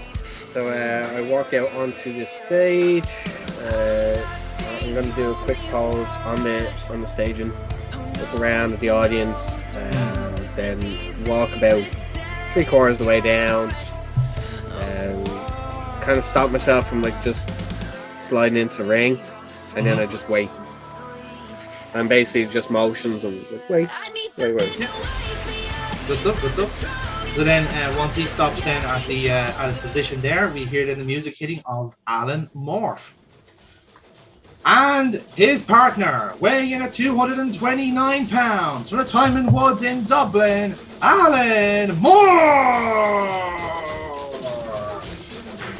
Okay, your party entrance. He busts through the curtain wearing a pale blue onesie with a unicorn horn and a rainbow stripe made down the back. He then opens a pack of Skittles, chugs them on the entrance and bombs it to the ring, does a few laps, trips and falls on the ringside area, gets up, calms himself down, gets some Mentos, because Mentos is a mature sweet, sits at the apron, has one, has two, trainer gives him water, he goes to drink the water, leaves it down, grabs some Coke, opens it, drinks the Coke, and has a little bit of an episode just before Voida enters. Nothing more dangerous than a sugared up Alan Moore. Nothing more dangerous. I actually don't thought realize it was the Triple H entrance. Yeah, he started to the Triple H, but this is like out of his nose instead. Like I I can think we've never done the Goldberg entrance. Did Cora do a Goldberg entrance? We did a jokey one for Bobbin. Yeah. Oh, okay. Yeah. So with that scene, I can imagine it's like Alan Morph there is like in his own corner at ringside, and Fox is there to go like. Okay. So the last out then is their champion and their final tag team partner, and their partner, weighing in at 187 pounds, from Dublin, Ireland. She is the future world champion, Violet Storm. You're. Did she actually just go, hey? This actually works out on my screen, Foxy, because we're right next to each other. Alan, if you just flip it just your side, please, then it works perfectly. No, Foxy, you say the same. Yeah, there we go. Look at this. Perfect. No, it's worked. It's working on my side. So, yeah. Violet Storm, take it away. Okay. That's right. He was named after Alan Moore from Mate with Sugar Rush. Comes out with one of the Violet Beaver t-shirts, as per usual. Yeah. When they're tagging together. Has the bells around her waist and is having a little box to the music as she heads down to the ring. A bit of glad handing. Meets up with Fox and just kind of looks over at Alan. Yeah. What? Who gave him sugar? I want you to audibly say it on camera. Gave him sugar. All damn. All Seriously? Who let him go to the shops by himself? You left him unattended? Jesus. Who gave him his pocket money early? After You the let show? Alan Morph do a funeral. That would be a fucking brilliant funeral.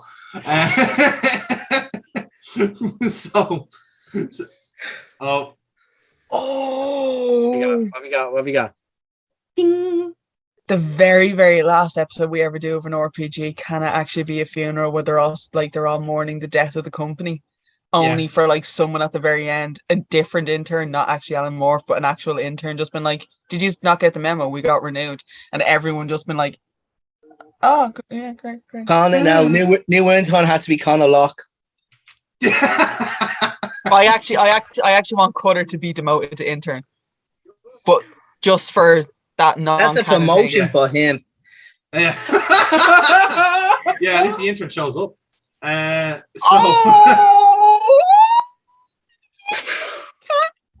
Oh, I'm sorry. Am I the booker? Do I book? No, I do not. We'll do like a multiverse thing where everyone's the booker. We just jump from each parallel universe going like, this is Adam Morph's future wrestling, this is Silver Fox's future wrestling, here's James Rage's one where everyone dies. James Rage's future wrestling is actually the Asylum Fight Camp TV show back in action while future wrestling burns into the ground. Burrows into the ground, never to be seen again. So Yeah, seen that. anyway, we'll start off with this match then. So this is a 6-man tag, so it's a busy enough match. 11 spots. Kira's excited, as you can tell. So who wants to start off for your team? Maybe Silver Fox should start off. He's the only one actually ready. He's the only adult. That's an elimination. I like that. That's actually fucking true as well. Yeah. So we'll work that in then. So like you're trying to get like Alan Morph off the corner with like as he's having the sugar crush. Get off the corner. I guess I'll start then. So he hops into the ring then with the 3 guys totally unimpressed, not buying this happy stuff at all. Someone in the back has a butterfly now. They're just trying to get out. I'm ready. I'm ready. Promotion. I'm ready. Promotion. So, Oh God. Okay. Get puppies. okay. Right then. So for the opposing team, I'm gonna have Cyrus Gold starting off. So it's gonna be Fox versus Gold for the opening sparring. So Foxy, give us your roll. I'll roll for Cyrus. Oh, you motherfucker! Why couldn't I get this like on a fucking game? Oh.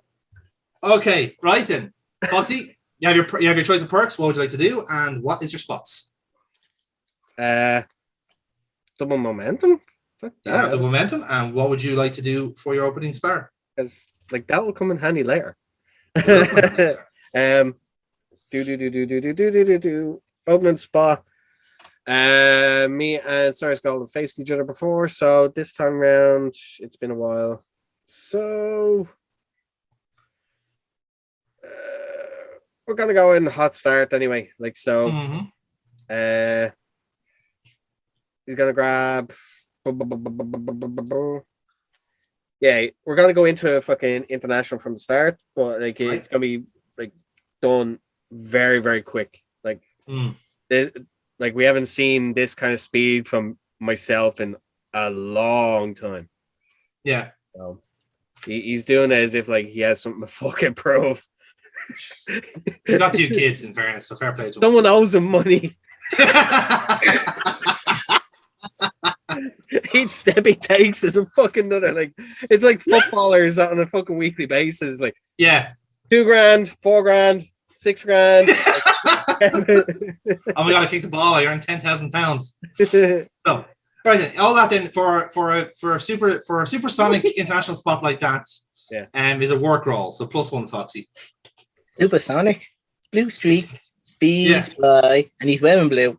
He is wearing blue, exactly. Damn.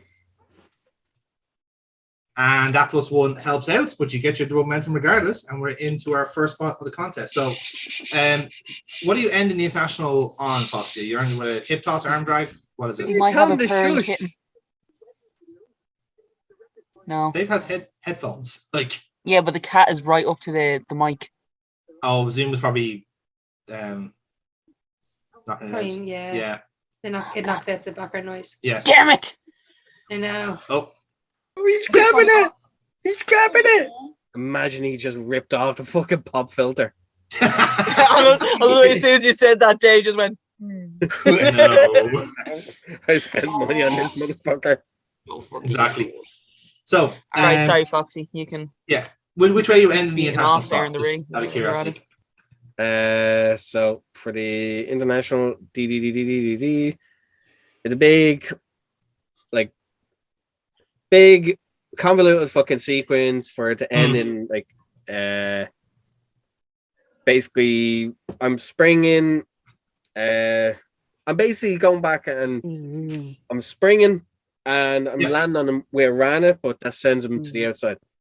In the outside, okay, that helps my decision then. So in that case, I'll keep with Cyrus for this roll then. Foxy, are you staying in control here? Yes, I'm staying in control for now. Presuming Alamorph is still running laps around the ring, so that's fair. So this rolls between us two then, in that case.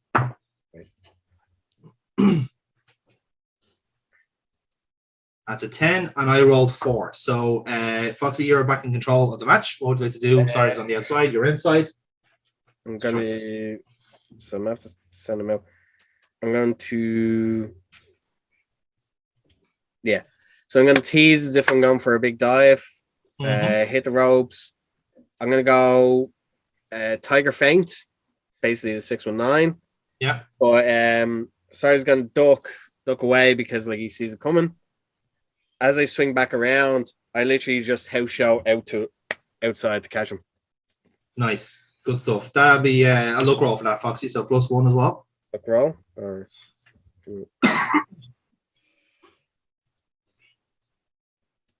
Oh, that is a critical. So, Foxy, you were in an audience from that. Nicely done.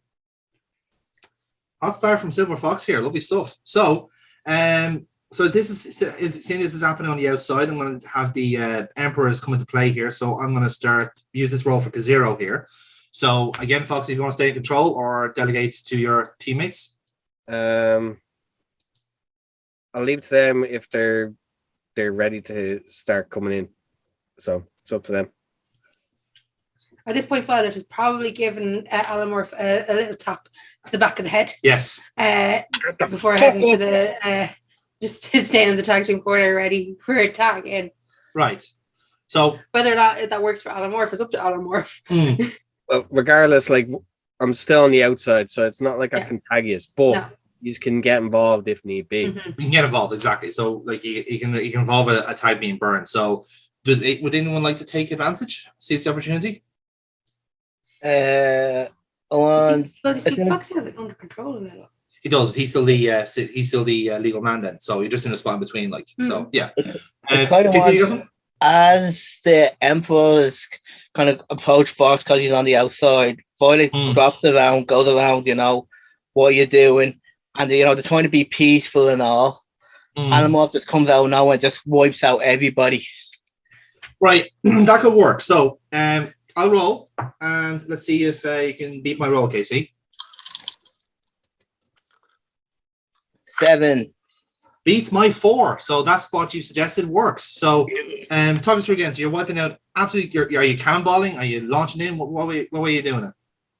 Oh, kind of cannonballing from from the other side, but it's not off the apron, it's off the steps. Okay. Yeah.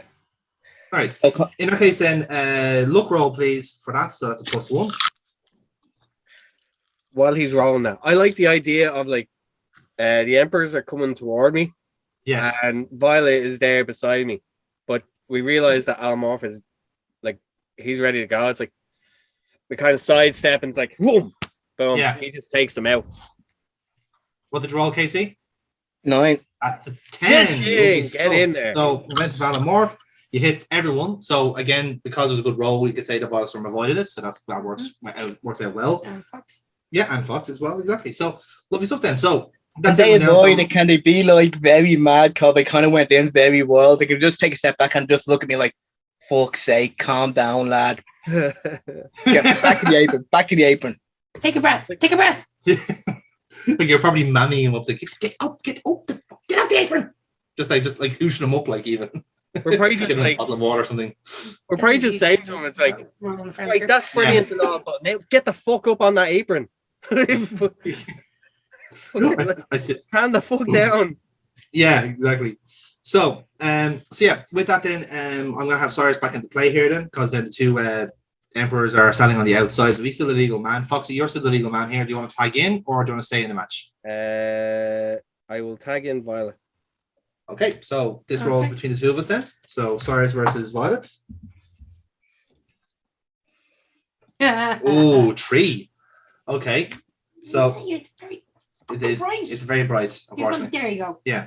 I rolled a 7. So, so what I'll do is so with the kind of commotion and you're in your corner, I'm going to have Cyrus basically try and take advantage of it with a it's just a bit generic power slam, really.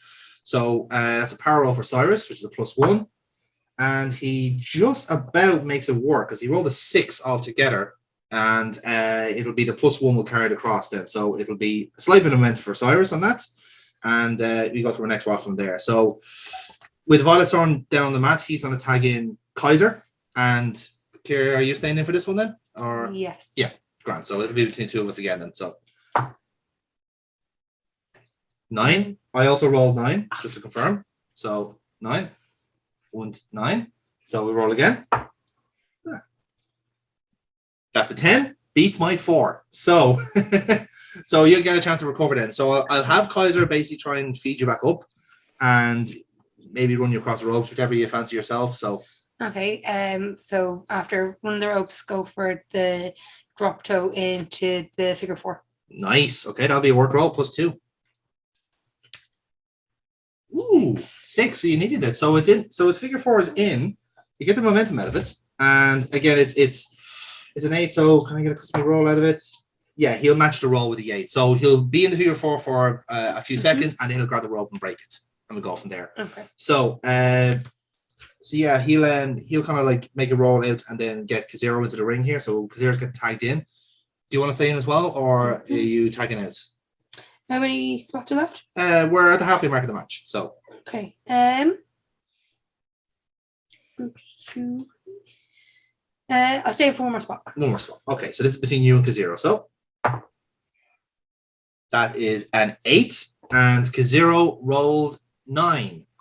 So so again, this is a bit of a blind. It's not necessarily a blind tag as such because Kaiser does tag in. So I want there to be a bit of back and forth competition between Volstorm and Kazero here. So I want a bit of wrestling in between, few reversals, and it just ends with Kazero coming off the ropes and hitting a sling blade, which will be a luck roll for Kazero. And he again just about hits it with the +1, so that gets him across the line. So we move on to our next spot from there. So again, Kazero's going to be staying in for this one.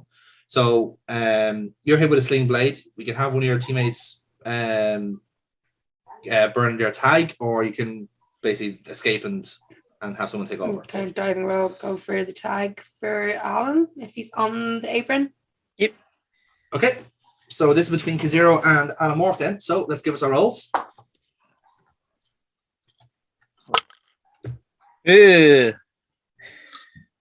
Oh, that's Snake Eyes. Wrong answer. But that's a good thing for Alamorph, isn't it? That's only He when used it's a it. move. Yeah, yeah. This is the deciding who gets the roll. Exactly, yeah, exactly. So, so again, Anamorph. Actually, I want Anamorph now for a Sugar Crash to kick in.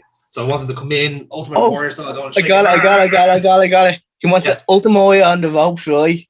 Yeah, Who's in the ring? Zero. I want Kazoo to approach him. I want him to go and kind of go for a jumping spear over the top. Mm-hmm. But he misses and just goes straight over, flat down onto the mat. Ooh. Money stuff. Yes, exactly. I like that. I'll treat that as a look roll overall. I mean, that's look roll for Alan Morph, actually, weirdly enough, because he's doing the move. Do you know what? I'll allow it. Casey, give us a look roll. This shit look well. It's 4. So Superb. That actually works out quite well then. So you'll do the big flop, and Kazir's gonna go, really? Ah. So what he'll do is then so what he will do is get you into a seated position, and he's gonna run the ropes and hit you with a basically just a knee to the head. Not quite the Shining Wizard, it's kind of building up to it in a sense. So it's slightly kind of a step down from it. Actually, what he'll do is he'll hit you with a seated clothesline. So running seated clothesline from there. So that'd be a look roll for Kazero on that. And he hits it thanks to the 7 and the +1. That's a bit of momentum for Kazero. So Kazero is getting a bit of momentum here. He's going to drag Anamorph into the corner and tag in Cyrus Gold. So it'll be Cyrus's role. Casey, you'll be in for this role, I think it's fair to say. Yep.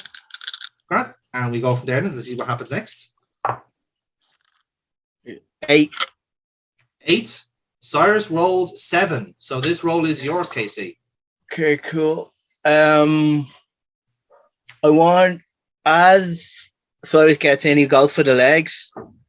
I want Moth to kind of grab him, chuck him outside. Yeah. But he lands on his feet. I want to repeat what Foxy did earlier with the Tiger Feint thing. Yeah. But because it's Anamorph, he goes, does the Tiger thing, sets back in the ring and gets dizzy. And as he gets dizzy, Cyrus Gold comes back in. Yeah. As that happens, Foxy's on the apron shouting, Are you okay? Are you okay? Yeah. I turn around and clock him with a discus clothesline. Love it. Nice. Love it. Okay, I love that spot altogether. +1 on your look, because I really love that spot. So +1. Oh, nearly critical on that. No, it's nearly an Amy. It was nearly. So lovely stuff on that. And you are now in the Ascendancy Anamorph. So I'm gonna have Cyrus staying in for this next spot. Do you want to tag in or are you? Yeah, I kind of stumbled back dizzy and just hit back into my corner, and whoever wants in can just tag me. Kira, are you want to go in, or I think is it going to hold the Foxy? I think to be fair, the spots that are left, yeah. Yeah. Okay. So Foxy, this role is yours then between yourself and Cyrus again. So let's see what happens here.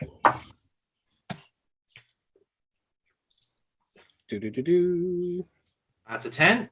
Double my roll, which is a 5. So Foxy, high head of steam here. And what would you like to do? So what I want to do is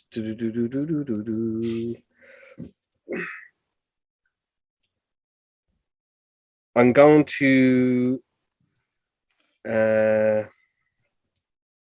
see, I'm after tagging in. I'm going to run in, but I'm also going to call. I'm going to call Violet and Alan because I want to attempt a triple team combo.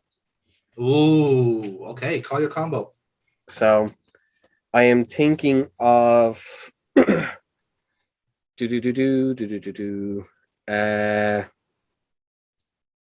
So what I'm thinking of doing is getting Cyrus. I'm gonna hook him for a suplex, but I'm gonna have Violet be on the ground where knees up. Nice. Basically, I'm gonna front suplex him onto her and have Alan do a splash onto Cyrus. Okay.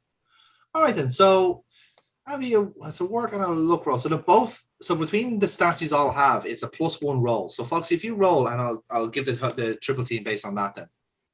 Okay. And we'll see how good the roll goes. Jesus, I need that fucking +1. Yes, you did. Okay, so that gets it across the line. So again, you delay the suplex. Wildstorm slides in, knees up, hits our skull in the back, and then just in time, then on the opposite turnbuckle, Animorph comes in for a big splash. You said, yeah, big splash. Boom, that goes down and goes down very well indeed with the crowd at home, and especially because it was your match objective, Silver Fox. So nicely done. Tick that box. So, so that leaves us then with 2 more spots. So what I'm going to do is Cyrus is going to powder out here. He's still the legal man, but the Emperors are going to come in as a team and burn their tag. So I'm going to have basically the role for the 2 of them here. So Fox, are you going to take ownership of this role, or do you want to pass it to your teammates? I'm happy to pass it on if they want to. So Yeah, I'm good with that. right Okay. on. So I'll pass on to Violet. So I'll pass the ball. Okay, grand. So this spot is then between yourselves then. So let's see who wins. I fancy your chances, Kira, to be honest. you got snake eyes, didn't you? I got snake eyes, so any role will do. Mhm. Okay, so this role is yours and Violet. So both Emperors are kind of coming in here. So unless you want to divide and conquer, perhaps, or do a move on both, whichever you fancy. Yeah. So what's thinking? So run the ropes and go for a double drop kick. Which hopefully will send one out of them to bear out of the ring. Okay. Well, if we We'll go with that. we'll go with that, yeah. So look roll on that then, which is a -1 for yourself. We'll see, going based off the roll, see what happens. Fuck. Okay, it's a 5. Okay, so with a -1, and so what I'll do is I'll have it hit Kaiser because he's the bigger of the 2, and you're kind of doing it kind of like in the Daniel Bryan style, so you're putting all of your weight behind it, but he'll just essentially stagger back. That's all it'll do. And what I want Kaiser to do essentially is reply back with one of his own. So he's going to do the exact same, kind of like how like Walter does his one. So I'm kind of thinking the same way, a bit more power behind it. So I'll be work roll then. So straight roll for Kaiser, and just about gets it. So not necessarily the same like Foxy-esque cell you're going to get here, but you certainly stagger back into your own corner. I think is a fair assessment. So it'll take down the champion momentarily, which leaves then Kazero in the ring then for either Silver Fox or Alan Morph. So KC, do you want to take this role then? Yeah. Just one to swing for me and then hit him with Fiat Panda. All right then. So give us your look roll then to see if you're, or a spot roll to see if you can win the spot. So 7 to beat in that case. Oh, it's 11. Right. So you got the spot. Now give us your look roll then for the Fiat Panda. Actually, it's a straight roll because it's your finisher. So. Oh, it's so close. So what I'll do is, I'll tell you what we'll do is, right, I'm going to let you hit the Fiat Panda on Kazero, but what I'm going to have instead is I'm going to have, because this is the penultimate spot before we finish, I'm going to have Kaiser wipe you out with a power bomb. So because he took out Violet Storm, you take out Kazero with the Fiat Panda, he goes out, and Kaiser replies then with a burning wall powerbomb that puts you out of action then, and we roll into our finish from there. So what I'd like to do is I'm going to get Cyrus then to roll back into the ring here at this stage. Fox, you're still the legal, or actually Violet Storm is the legal person here, am I right in saying? So Violet, you're tagged in, you're still selling the kicks from Kaiser. So I want Cyrus go to basically take advantage of some of the chaos here. So I want Fox to get involved here, but again, Kaiser's going to catch him basically. They're both going to cancel each other out, and it's left then to Cyrus and Violet Storm, and he's just going to go for a pin with the legs on the ropes. He's going to go for a dirty pin. Right. Very kind of cheeky. He's going to go for like a fallaway slam, the flipping fallaway slam. Hit you with that, and then feet on the ropes. Basically, that's what I'm going for. But between you 3 guys, what would you like to do for your finish? If you have any suggestions, because again, this is kind of a free for all spot here, but Violet Storm currently is a legal person. So the only idea I had, because tag teams have gone out of my head, was for Violet to try and convert that into an armbar, like pull them off the ropes. Oh, that's good, actually. Yeah. So If the same the armbar, lads yeah. wanted to jump in, then with I don't know something else. Yeah. So Let me know. has Cyrus actually hit Violet with the follow away? We could do. We can make it that. We can make it that Or- way because if your finish is adapt that into the armbar, we can make that happen. So No, because like the reason I'm asking, has he hit it already? Because okay, if he's gonna go for it, what if as he's lifting, she swings into the armbar? Okay, I like that better. Yeah. I so just that wasn't way, sure if it was possible. yeah, that's fair. That way, like she think like Asuka, like the way she would swing into her armbar. Yeah. But you can reposition into this armor if you want, or whatever. That could be a counter for that. See, when Alan Morph was doing his spot, like I don't know why it sprung to mind. Like if he's still at the apron, like I would love him to see him like springboard into the Fiat Panda, like to catch them. Don't know, but it didn't happen. You can always catch someone else with it. In fairness, like you can always do. That's what I'm Just have one of thinking. the lads breaking up the submission or something. That's what I'm thinking. So like if you catch like Cyrus with the armbar, you're in the middle, and it's looking like he's about to tap. One of the emperors come in out of nowhere. Almor springs in and hits the Fiat Panda on him. That takes him out. Then it leaves myself and whoever's left. So that it literally be another case of like that. Now I won't be able to do a spring because it'll take away from Alan. But I don't know. I'm trying to think of like something just flashy but effective, like just a fucking A spear, but you don't see it coming. Yeah, off camera spear maybe. Yeah. Like you only see the blur of the hit. Yeah. Or alternatively spinning heel kick, a la RVD or something like that. You know, just something that kind of like almost the way I look at it is like you can see Fox is in one corner, you can see the armbar in the center of the ring. Let's say you have Kaiser coming to the charge, and what he can just like vault over the submission and take out Kaiser that way. Just a big kind of dive on top of him and just take him down. Or a really flashy go for a Spanish fly. Potentially. Actually could yeah, so I kind of got it now. So literally armbar, fucking springboard, Fiat Panda. Fox sees the other one about to get into the ring. Spring, Rada to the outside. That takes both them out. So That's literally just down to Violet and Cyrus in the middle of the ring. good. Okay, so that worked out our finish then. So, momentum wise, the team of the Empress and Cyrus Gold have a combined momentum of 6 at their spots, whereas the team of Silver Fox and the Wild Beavers have a combined momentum of 10. So, assuming you all want to chip into this role here, I'm going to spend obviously my 6 into this. So, Violet Storm, are you happy to be the designated roller here? Yeah. Okay. I'm gonna set the pace with my +6 roll. He's not trying to intimidate you at all. All right. It is a 12 to beat, Kira. Come on, just a 10. Match the roll. Match the roll. You just win the match. So like I said, and so again, we take it from Alan Morph, taking the powerbomb from Kaiser. Cyrus Gold is going to come in and hopefully try and take advantage of Violet Storm with the follow-away slam. You're going to catch him in the arm breaker and it's in the center of the ring. He's completely snookered. So Kazira's going to try and rush in here with and interfere. That's when Silver Fox, let's say, you dive on top of him with that. With the Hurricane Rana. With the Hurricane Rana, exactly.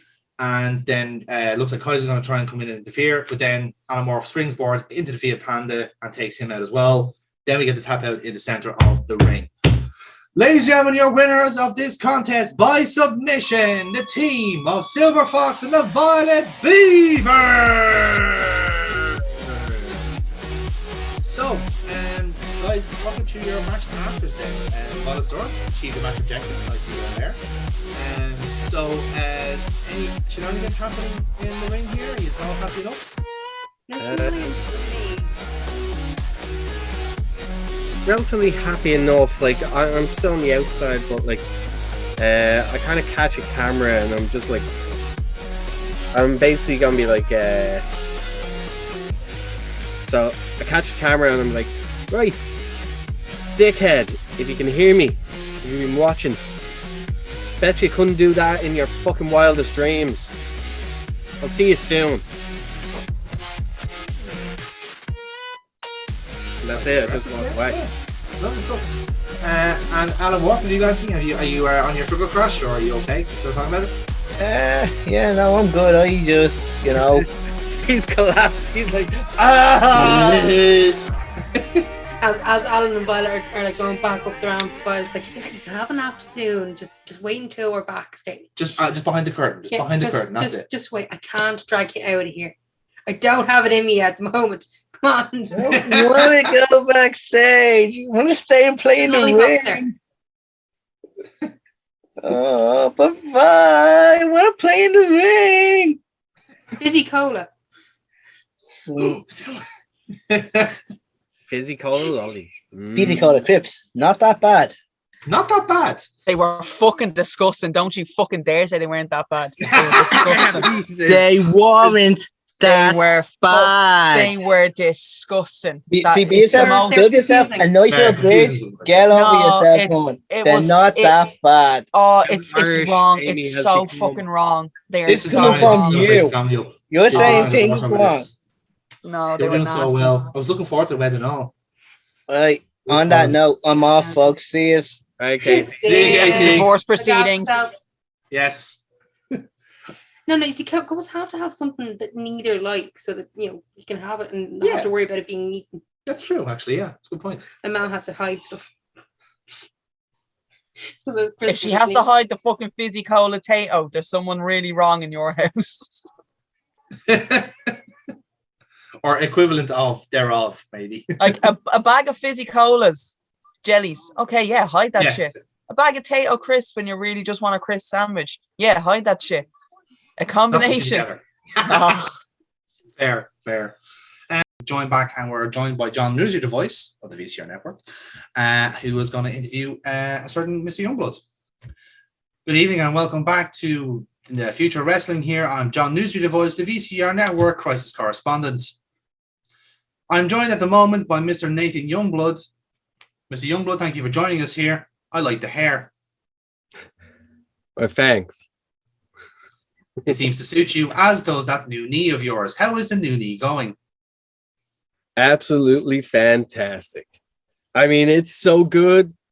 I'm in such a great mood, and such a great mood that I have an announcement to make. Next week, this very lucky crowd are going to see the return of the living legend, Nathan Youngblood. I will be in action next week.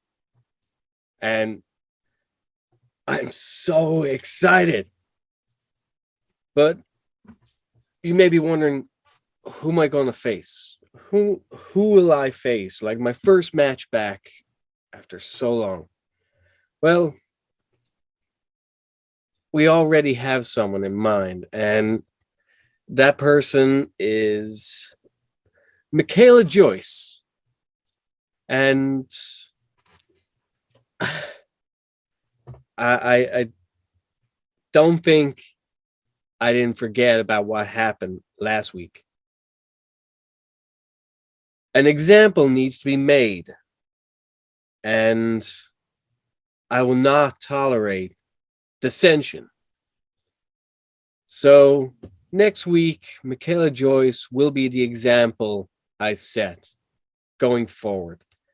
And I was watching the previous match, so yeah, Fox, you called me a dickhead and said that I wished I could do that.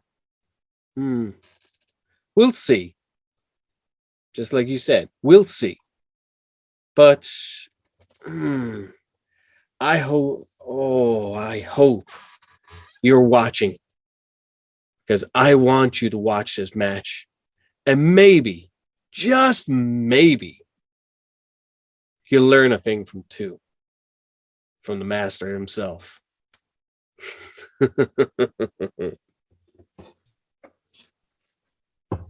Mr. Youngblood, thank you very much for your time tonight. It seems that your new knee has given you quite an ego. Thank you for your time.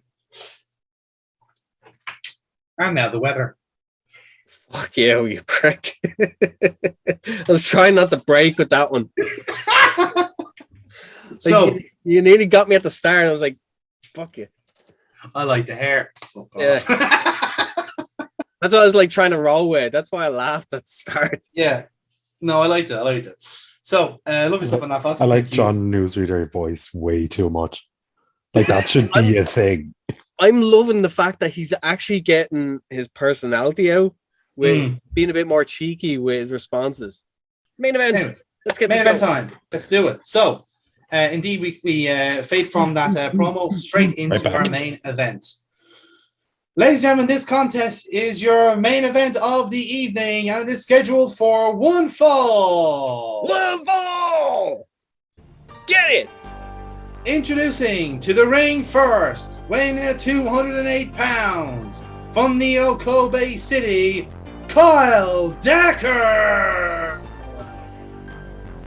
So Decker's going to make his entrance to the ring here as the commentators are chiming in, going, well, we heard the actions and scenes of earlier on between Rob Midas and Kyle Decker. This match very much drawn together by the two to get this aggression, this steam blown out between them, because obviously this rift that's developed between them for obvious reasons is going to perhaps jeopardize the survival of future wrestling, as Rob Midas adequately put. For Kyle Decker, this is so much more personal than that, because he has not had a chance to really get back at Rob Midas for taking that general manager position from him, and this is probably his best chance to do so. But again, the fate of future wrestling may lie in the balance if these two cannot align to each other, which at the moment does not seem to be happening anytime soon. So on that then, so Decker makes his entrance, not quite as theatrical as previously. He just gets in the ring, runs rope a couple of times, like very quickly runs ropes, and starts beckoning for Midas to come out to the ring again. So he's definitely a hot head of steam here.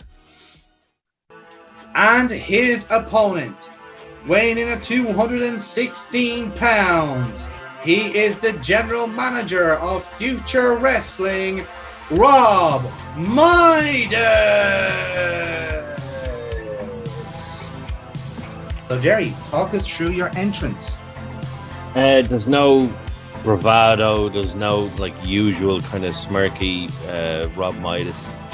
I'm not in the suit, I'm in my suit style singlet, and I'm basically just fucking straight to the ring, get in and get the match started. Fair enough then. So the referee kind of does give a separation to both competitors, and there seems to be kind of like whatever nods and whistles between the two competitors, and we get this match and main event on the way. So this is going to be 10 spots altogether, Jerry. So let's open up and see what happens first. Ooh, That's 10, and I rolled 5. So you get the first spot, Jerry. What would you like to do?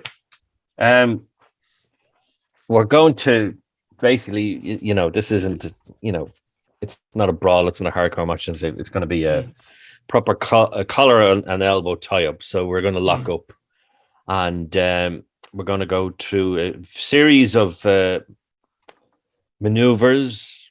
It's been so long since I trained. I can't remember what shit was called.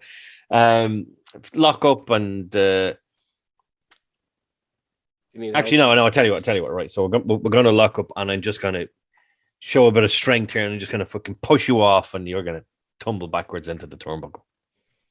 Okay, then. Right. In that case, And I'll at treat that- that as a. Go on. Yeah. At that point, I'm going to go, come on. You want me, don't you? Come on. So basically goading you to. Right. What? Fair enough. What are you laughing at? Foxy's That's what he 31. said. It's like, you want me, right? You want me, do you? Yeah. It's like, hello, big boy. There you go. So I'll treat it as a power roll then. So straight roll for that, Jerry. Okay. Oh, okay. It's not too bad. 8. 8. Well, you get the momentum out of it anyway, and I get pushed out of the grapple, and then you got your golden bee into it then for the next spot. So let's roll then and see who takes advantage. Autobots, roll out. Ooh, 5. 5. I rolled camera 9. There we go. Okay. So again, I'm going to reciprocate that, and you're going to go for your go me in. So I'm going to go. All right, fair enough then. So I'm going to go for a straight punch initially. You're going to duck it, and go for a second one. You're going to duck that as well. Looks like kind of weave until you pin yourself into a corner by accident. And go, oh shit. And then that's when I'm going to hit you with some proper Japanese chops. So a few kind of sequence of them. So I'm going to treat that as a work roll. And it is a 5 altogether, Jerry. Hang on. There we go. So 5 altogether. So I'm going to perhaps go for the first chop and you're going to duck that as well. So take advantage from there, Rob. What would you like to do? Okay, well, you're going to try and chop me. I'll duck around. You get into Yes. the turnbuckle. I'm going to chop you instead. Okay. Or a couple of chops, and then I'll kind of walk away. Fair enough. Work roll on that then, Rob. -1. Woo! 7. 7 with a 6. I'm going to let you away with that one. I won't get the momentum, but I'll go for the chops anyway because it works for the story. So, Okay. you hit a few chops basically, and like again, Decker's getting more frustrated here. But again, Midas is going like, well, come on, like as in like, you're not basically trying, like you're holding back whatever it is. So Yeah. So like I said, Decker's getting more frustrated with the match as it goes on. So, right, we go to our next spot then and see what happens next. Oh, 3. 3. Ouch. Okay, so I went for 9 again there. So, right then. So again, with the chops, then I'm going like, okay, fair enough then. So what I'm going to do is I am going to go for Luthes press and start hitting him with straight shots. So, that's going to be a look roll for me. So straight roll for that, and that is successful. So Luthes and strikes, and that's my first momentum in that match. Then, so I want Rob Miles to kind of squirrel away then a little bit from there, and we get a bit of separation from that. So let's go to our next spot and see what happens next. 9.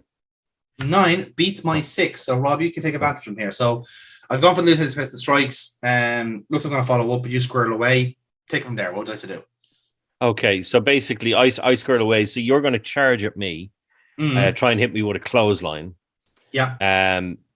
You're going to try and hit me clothesline. You're going to bounce off the ropes, come back at me, and I'm going to give you a double A. Double spine buster. Okay. Double A. Powerbomb on that then. +1. All right. Straight roll. Sorry. Straight roll on the powerbomb. Or spine buster even. Sorry. 7. 7 is successful. 7. The spine buster is successful, and we go to our next spot from there. So let's see what happens next. 8. 8 beats my 6. So Rob, you stay in control. Okay. Okay, so I'm going to pick you up. Yeah. And I'm just going to kind of look you dead in your eyes and that this is what you wanted, wasn't it? This is what you wanted. And I'm just going to bang, just hit you with a straight punch. Okay. Real roll on that, Rob. Straight roll. 6. 6. Okay, so you're going to go for it. So again, I'll let you go for the straight shot, but I'll retaliate then in that sense and go like and hit square up and maybe go for. What am I going to go for? I'm going to work a limb. Is what I'm going to do. I'm going to take that arm that you gave me there, and I'm just going to like hold it up like that, and then put an elbow in to kind of break that to hit that joint in particular, and then I'll start kind of doing arm drags from there. So work roll for me on that, and that is successful. So I get the roll up from there, and I'm starting to work on the arm then in particular. So yeah, that'll go from there, and again a bit of a separation from that point. So Jerry, roll again, see what happens next.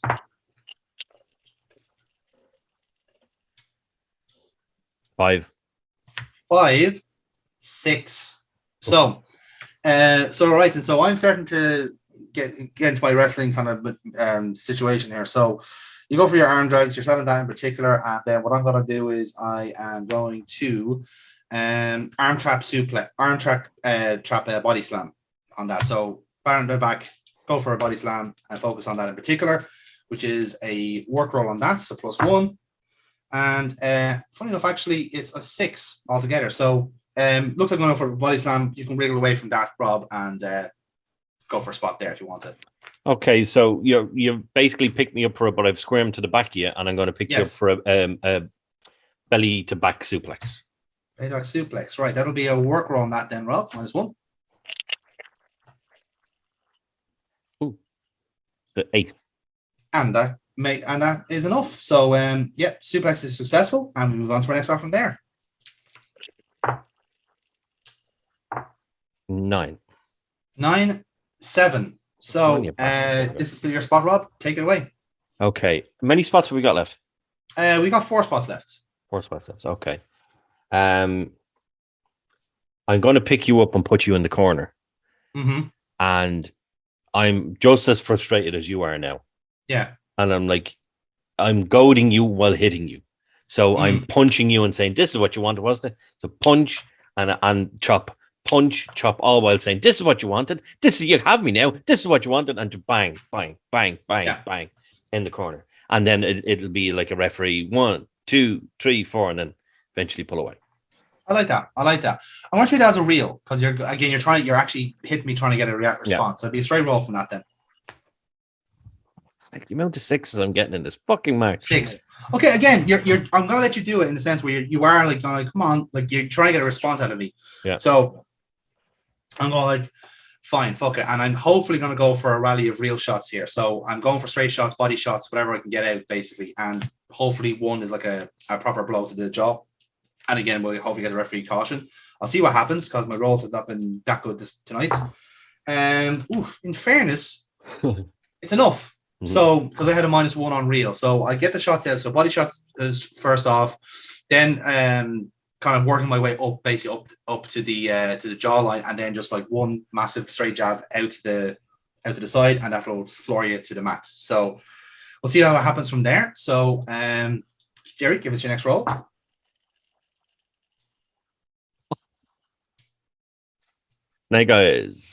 Snake eyes, seriously. Yeah. This is perhaps I think it's the first time I've ever won with a 3. That is history made, folks. So, what am I going to do here? I am going to, so you're on the floor at the moment. So what I'm going to do is I'm going to pick you back up and go, right, let's do it. And I'm going to go for a hammerlock DDT. So that'll be a work roll. Again, hoping for a bit of velocity on this one. And it is again a 6. So I'm going to have you looking for the hammerlock DDT, but I'm going to hesitate when I'm doing it. So I have you locked in, you're trapped in, you're not getting out, but I'm going to hesitate. So Rob, take it from here. Basically, I'm going to reverse it, kick you in the gut, and just give you a DDT. DDT, right? That'll be a work roll for you then. So -1. Oh, the fucking rolls! They're desperate. 4. They are, aren't they? We're not getting the room with the green here. Absolutely desperate tonight. Yeah. So again, you look at going for DDT, and again, I'm going to push you, reverse you out of it as well, and just get a standoff in the middle of the ring. It looks like both of us are getting annoyed at this stage. Like it's just like it's not quite falling into place for us. So again, we have 2 spots until the finish, Rob. Let's see what happens next. Oh, finally, 10. 10 beats my 7. So Okay. I suggest that we maybe meet in the middle, and you can take advantage from there if you want. Okay. What did you just reverse there? What DDT. So I kind of squirrel. I kind of just like push out of a DDT basically. So we have a choice of viewing from there. Okay. You're going to right. So you're going to charge at me again, and you're going to basically run into the Midas touch. Okay, right. That'd be a straight roll for you, Rob, on that one. Are you keeping it straight, or are you gonna devote some momentum to it? No momentum. No momentum, right. So straight roll on that. Should have used fucking momentum. Fucking 4. 4. Okay. Right. That's like my 4th fucking 4. Okay. So you're gonna go for the Midas touch. So again, it's the elevated choke bomb, isn't it? So yeah. It's right. So what I'm going to do is, while you're doing that, I'm going to land, grab that arm I was working on previously, and get you down into the middle of the ring for a crossface. So it'll be a work roll on that. Work roll on that. Nearly critical. So That does serve a bit of momentum for me anyway. And we move on to our penultimate spot from there. So I'm not going for submission outright on this one, but the spot starts with you in the crossface. So we'll see where we go from there. 8. 8 beats my 6. So Jerry, you can get out of the crossface or go for a rogue break, whatever suits you best, and take it from there.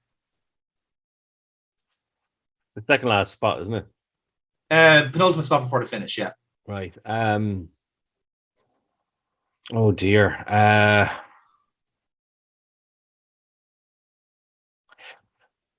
Right. What I'd like to do is I want to do something in the sense where as I've reversed it, I hit the referee or you hit the referee. That's what I want to do. Now, basically it could be you're getting me down into the crossface, but I reverse it, and as I'm getting back up, you kind of charge at me, or I charge at you, and one of us ducks, and we hit the ref. Cool. We're going for ref bump. I want the ref bump for the finish, so we'll go with that. Okay, interesting. Yeah, I suppose we'll leave that as a straight roll, and we'll just see who bumps the ref then in that case. So yeah, let's go with that.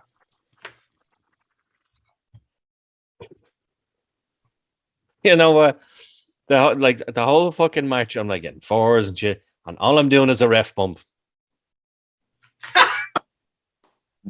Okay, this works perfectly because you get your audience out of it, right? So, do you want me to bump the ref, or do you want you to bump the ref? So that's what I'm kind of asking. So you want me charging at you, but do you want to get the referee and sit him like in position, or do you want me to crash and burn? I kind of want you to crash and burn with the referee, because what I have in mind is for the next spot is I want you to kind of be rising, the ref to be out and you to be rising. Okay. Fair. Well, in that case, I will go for a John Woo drop pick. You'll sidestep and hit the referee. Great. That works, isn't it? Yeah. And what we'll do is we'll have it so like it's almost like you dived in out of a fucking car in a sense. So you'd like almost like a dramatic like drive out of the way, and we'll just get the camera like kind of like turning you going, oh shit, that was actually quite fucking close. So we'll make it work that way basically. And that gets us down to our finish. So you're in the sense here, Rob. Talk us through the finish you wanted to do after the ref bump. Okay, it's going to be a strange one.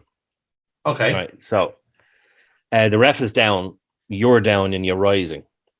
Mm-hmm. I go to reach in to get the Fort Nooks. Yeah. And because I'm fucking pissed off now. I'm so fucking frustrated. And I have them on. And you're rising. I'm like, come on. And I can't do it. And I take them off. And as you're rising, I just fuck them out of the ring. And I just basically walk up to you and go ahead. That's it. And then you do whatever you want. Okay. All right. And so I'm gonna jockey back on that then for the finish, right? So you will obviously do what you did there with the brass knucks. It's gonna be kind of like in proximity so I can pick them up. So for my finish, I will look to pick them up. Again, you're offering the shot there, and I'm going to go, no. I'm going to have them on, but I'm going to leave them, and I'm going to drop you for a camera lock DDT and into the clover leaf and go for submission there, and we'll see if the referee is out or not for that. So that's what I'm going to go for myself. But it looks like, again, I'm tempted by the brass knucks, but I'm going to win my way in a sense. So, Right. So momentum wise, that leaves us then. So Rob, you're on 6 and I'm on 4 from that match. So I'm going to devote my 4. If you I presume you're going to devote your 6. Right. I know this is going to sound strange. I'm going to give you my 6. I want you to win, basically, essentially. That's the idea. There's no rule against it. So do we even need to roll then? Well, no, because there's no chance of you beating an 18. So I was going to suggest, like, wouldn't that be? I kind of see this match being a no contest rather than someone being a clear winner. No, I think a clear winner is what's needed. He needs to beat me, but he also needs to beat me as well. No, I mean, like, he can still hit you, but like, there's actually no winner because ref is gone. Like, it's just gone. Foxy, Fuck off. It makes more sense though for Decker to win, for Midas to get his point across. Yeah, I Hmm. know. Okay. All right. So let's. And so the let's ref do always that. comes too just for the pin. So Yeah. I mean, even you should know that, Foxy. Like, you have an impeccable. you do it design. fucking enough times, Foxy. Sake, like amateur. Fucking amateur. Ugh. Anyway, so okay, well, look, we'll do it that way then, right? So, yeah, I like to finish either way. So it's you've gone for the brass knucks, you've ducked it, or you've dropped them to the ground. You're offering, for me to hit you instead. I'll look. I'm going for it. So that, again, I'll stop like just an inch before the jaw and goes. Nah, not doing it. Brass knucks go flying off out of the ring, drive you into the hammerlock DDT. I'm going to switch you around immediately into a Texas Cloverleaf and just start arching up the back as quick as I can into that high angle. And once the referee is coming to you pretty much as you're tapping out. So go from there. Ladies and gentlemen, your winner by submission, Kyle Decker. My first loss, by the way. First loss and my first No, win. actually, no, it's not. No, it's not my first loss. No, it's not. But no, do you not remember I lost on purpose when I was going against James? Oh, of course, yes. Yeah. Yes. Okay, fair. So it's my Fair. first real loss. Okay. That you Well, this one technically is- also lost on purpose. Yeah, Yes. there you go. Yeah, that works, doesn't it? Wow, who realised that Rob Midas was such a fucking diver? Funny enough, this is actually my first real win. So yeah, I it's let actually- you win. It's all part of that. So then we talk about after 10. So yeah, I let go of the Cloverleaf pretty much as the referee indicates, and I do so promptly. So that leaves me then kind of like when my back turned to the corner, kind of like recovering. Rob, what's happening with you here as you're coming out of the Basically, Cloverleaf? I'm still like I'm on the deck, feeling the effects of the cloverleaf, but I'm slowly getting up onto my knees, and I'm just gonna shout at Decker, "Is that it? Are we done? Did you get it off your fucking chest?" Okay. I wait a response. Your way to respond. So again, I've my back turned still as the camera is looking at me, kind of like look my kind of focus on my face there, kind of like catch my breath going, still kind of seething a little bit, and it's like it hasn't quite kind of sank in a sense. But the commentators are kind of ruminating on the fact that, like, again, this is like the Rob Midas actually like trying to prove a point, whatever it is. We hear a tap of a microphone. Mr. Midas, I hope you enjoyed that little exercise, but your real fight is only beginning. And he's up on the ramp, Fred Rose, and he just invites you to turn around. And when you do, Cutter is standing behind you. And Cutter immediately wipes you out with a black hole slam. Straight away, and Fred Rose is clapping and applauding along. He starts coming towards ringside, still clapping away. Decker's staring a hole through him as Fred Rose enters the ring and starts pointing at Cutter to start taking down Midas even more. So it looks like he's just tossing Midas around the ring at this stage. And while Decker's kind of looking at like Midas, so Midas, I can imagine like you're kind of pleading for Decker's help here and so forth. There was Not a beggar. there was I can't remember whether it was WCW or whether it was TNA, but it was Sting looking to Hogan for help. Help me. WCW. Was it WCW? It was WCW because at that point Sting had literally been backstabbed by every single I only watched the OSW reviews of them. Yeah. So basically, I'm on the ground. Cutter's beating the absolute Jesus. I'm kind of crawling towards you, and I'm putting my hand out. Help me! So when you do that, I do look back at you, and I just go, "Fuck's sake!" And I roll out of the ring and walk up the ramp.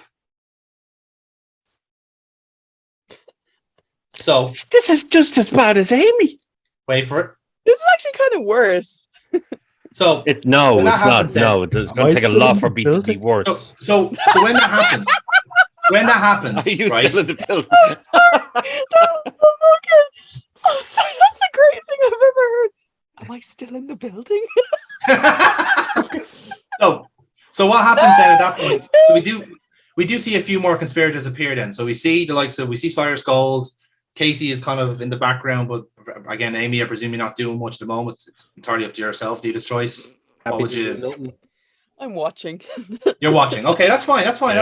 You that works for Casey. fucking watch. That works for Casey.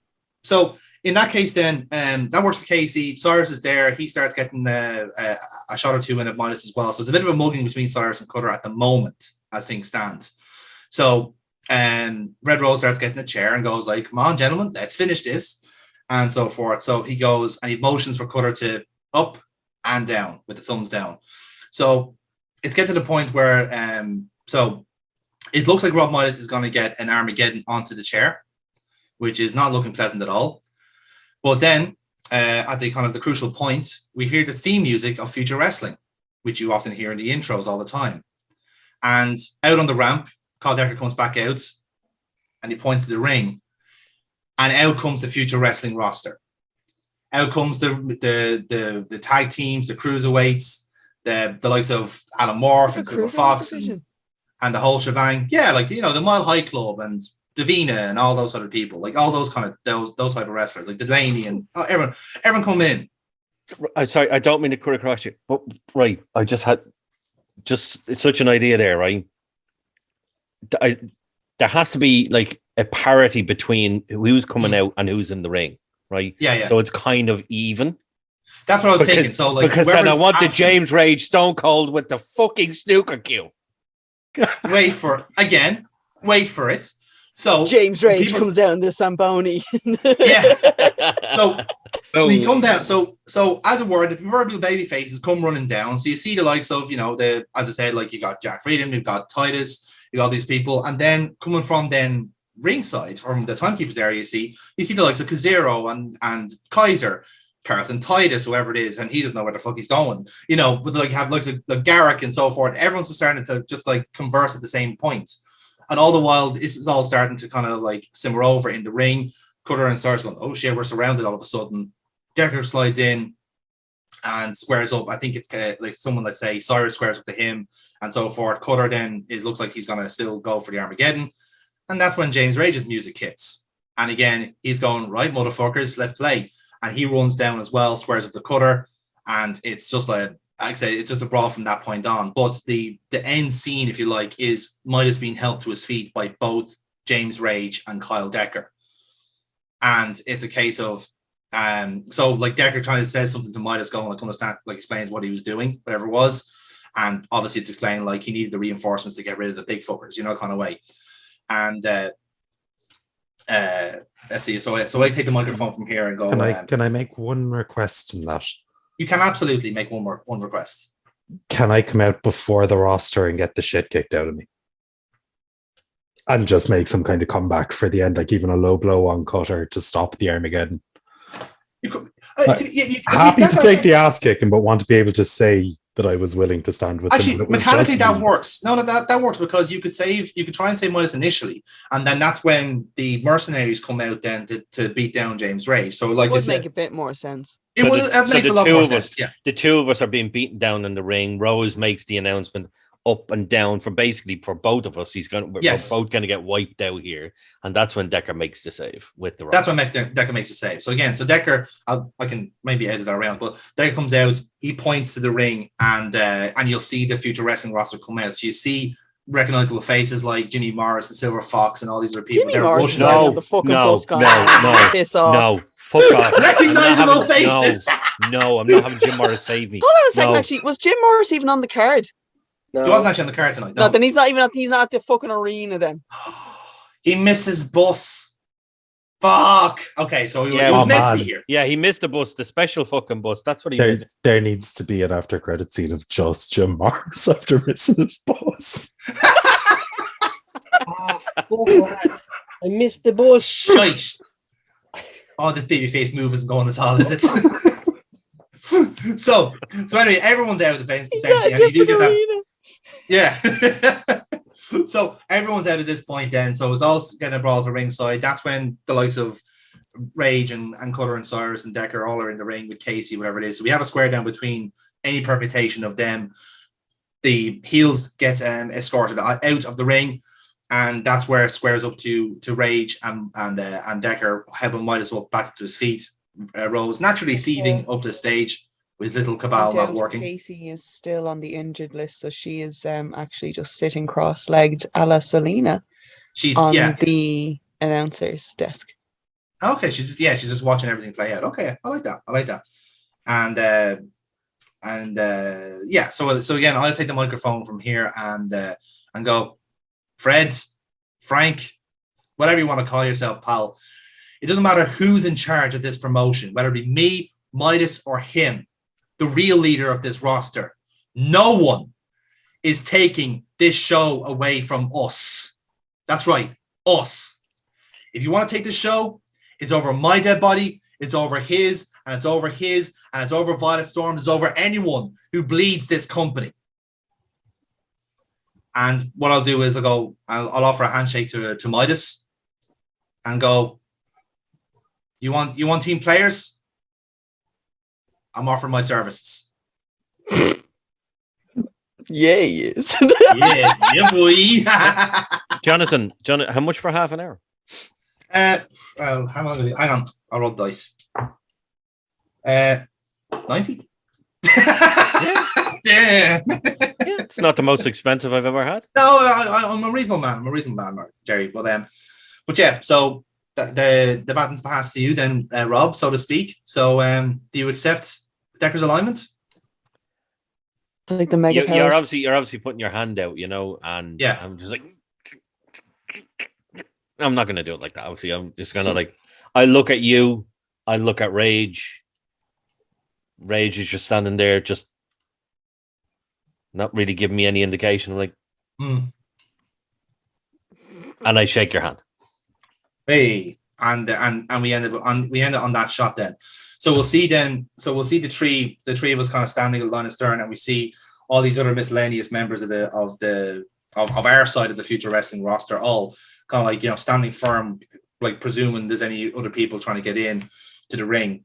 And the commenters go, well, again, folks, another turning point in this battle for dominance for Future Wrestling. We hear the details of this match, this team of 5. Well, it's starting to take shape now between these two sides. We have Rob Midas, Kyle Decker, and James Rage all on the same page for the first time, I think, since the start of the season. It just goes to show you we live in extraordinary times right now. Folks, we've gone well over time tonight, but we have to go now. We'll see you next week on Future Wrestling on the VCR Network. What else is going to happen next on this show? We'll see you next week to find out.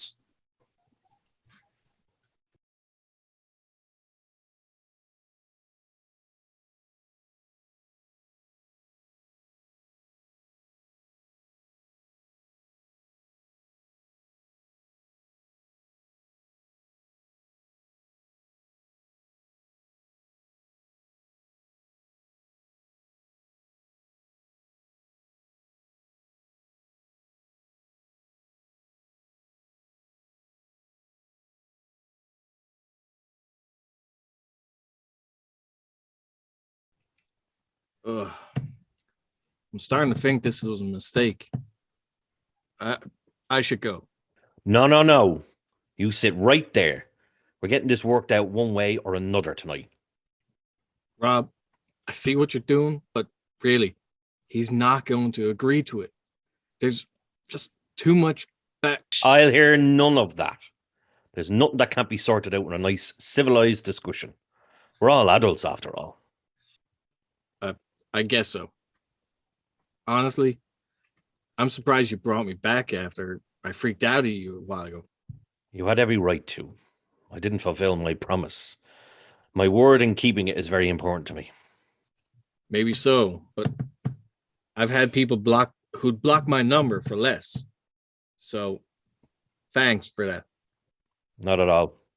I can't say no to having an experienced head like you around, giving good advice to some of the young ones. I guess so. Decker seemed happy to see me anyway. Why wouldn't he? He doesn't know anything about our deal. I know, but still eats me that he doesn't know. He doesn't need you to tell him. He's got more than enough to worry about, believe me. Yeah. Are we really getting cancelled? We? As things stand, yes. This is why it's important we do this. Oh shit. Less of that now. Ah, there you are, Silver Fox. Thank you for joining me. Thanks, I guess. What's this about? Oh, nothing serious. There's just a few things I'd like to discuss. Please come on in. Okay, but I don't see what. Oh, I should have fucking guessed. No, I'm gone. Mike, please. Just hold on a minute. I fucking knew he'd do this. It's almost as if I can't stand your fucking constant glory hunt. Rob, open the fucking door. I won't. Because I want this to be settled between you two. Why? Who the fuck are you to get involved in our family business? Because I'm the booker of this promotion, and I want you two to work a program. No drama, no glory hunting, just a nice professional arrangement. No offense, mate, but I'm not getting buried by him on my last match here, just so he can get his fucking ego stroked. Work too hard for him to take all the credit. Well, that's what we're here to discuss. Come on, enough of this. Fine. I'll amuse you both. That's all I'm asking. Now, please, take a seat. I'll brew us a fresh pot. Right then. How's the knee, old man? Doing fine, little fox. How's the baby? Doing alright. Any reason you missed Ma's birthday? Thought I wasn't invited. Sorry. Bad joke. I got a bout of the flu. Didn't want to spread it around the place. Sure. Come on, bro. It killed me to stay at home. But I wasn't taking any risks with Ma. Or on her last session. Now, gentlemen, here's something to lift the spirits. Fortunately, no actual spirits. I still have to drive home tonight. Good one. Now, let me set my cards out on the table. As you both know, the situation with the show is a bit up in the air at the moment. We're not guaranteed to get renewed, and quite honestly, I'd be looking elsewhere for work. You wouldn't happen to be collecting any of the windfall Rose and his buddies are picking up there, would you, Rob? Are you implying something, Mike? Oh, nothing. Just saying there's rumors you and Rose are best pals. And all this feud stuff is just a little setup for you two to run off and leave Decker and us in the shit. Am I wrong? In a word, yes. But we're not here to talk about that. Yeah, cool. Let's just put paper over that stuff. Bro, let him speak. Sorry, did I speak out torn? Enough! Please, let me explain. As booker of the promotion, it's my job to put on the best show possible. Particularly if it's our last one. It needs to be something unique, something special. A showcase of everything we had. That's why we're doing 2 nights instead of 1. Now, as you astutely said, Mike, the first night is oriented around future versus network angle. The second night is going to be matches I feel will send us off into the sunset the best way. That's why we're here. This is something me and Midas are both wanting to do. What exactly? Well, you two aren't just feuding for one night. I want both of you to work together for night 2. Fuck off. Mike, sit down, please. I want you to listen to why we're doing this. Sorry, I think I've got the flu coming out. Gonna have to skip out. Come on, will you just fucking drop this? You're acting like a fucking child. Now come on. The sooner we talk through this, the sooner we can go and sulk about it. Fucking sulk? Takes one to fucking knowing. Fine. By all means, explain to me how you're going over. Now, hold your horses, Mike. I want you to listen what Mark is doing here. Why we did the angle to begin with. Before we do that, I think we need to clear the air. Mike, I know this hasn't started off well, but I want you to speak your mind. Genuinely, just say to me what... Just say to me what has you saying no to all of this. I just need to hear it from you, if that's all right with you, Rob. Absolutely. Please, Mike, the floor is yours. Right. First off, I didn't agree to the super kick. It was inaudible and you stiffed me on it. So I thought, fuck you, I'll sell it like death. Give you exactly what you want. At that time, I thought you were just fucking me over, like you claim you never did. In front of a full arena and all the cameras and all over the shop. How was I supposed to feel?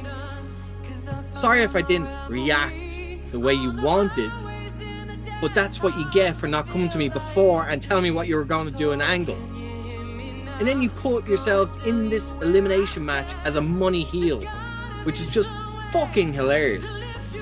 Like, if anyone knew you still take out loans to make towns, they'd think that was all a piss take. Because now suddenly you're back for good, aren't you? Your sugar daddy here pays for your new knees, and now you can wrestle again, take the spots off me and anyone else around. Old man Nathan needs his time in the sun. Again, because he fucked it in his last time when he was in the ring. This time, he's not up for taking tables from a drop or a bump into tacks. Nah, they'll just bury me instead. It's much safer. So, in summary, Rob, I respectfully decline your idea. Drop me off the card if you have to. I'll stay at home with my family. Okay. Now let's take this one step at a time. The decision on the turn was mine, and mine alone. Mark didn't break ranks or anything with what he did. It was just to keep the return under wraps and to set up this program. I absolutely should have cleared it with you before, But you would have said no. Completely stonewalled it like you're doing now. And as for the stiffing part, sorry. I was a bit rusty. Yes, it's unfortunate that you reacted the way you did, but we're all happy to move on if you are. Put it down as a simple communication error and go from there. So, big bro, why are you back then? Get one win in before the show gets pulled? No. It's nothing like that. Well, come on, out with it. Share with the rest of the class. Bro, remember that day we went on the bridge? I told you I had the itch. You didn't believe me.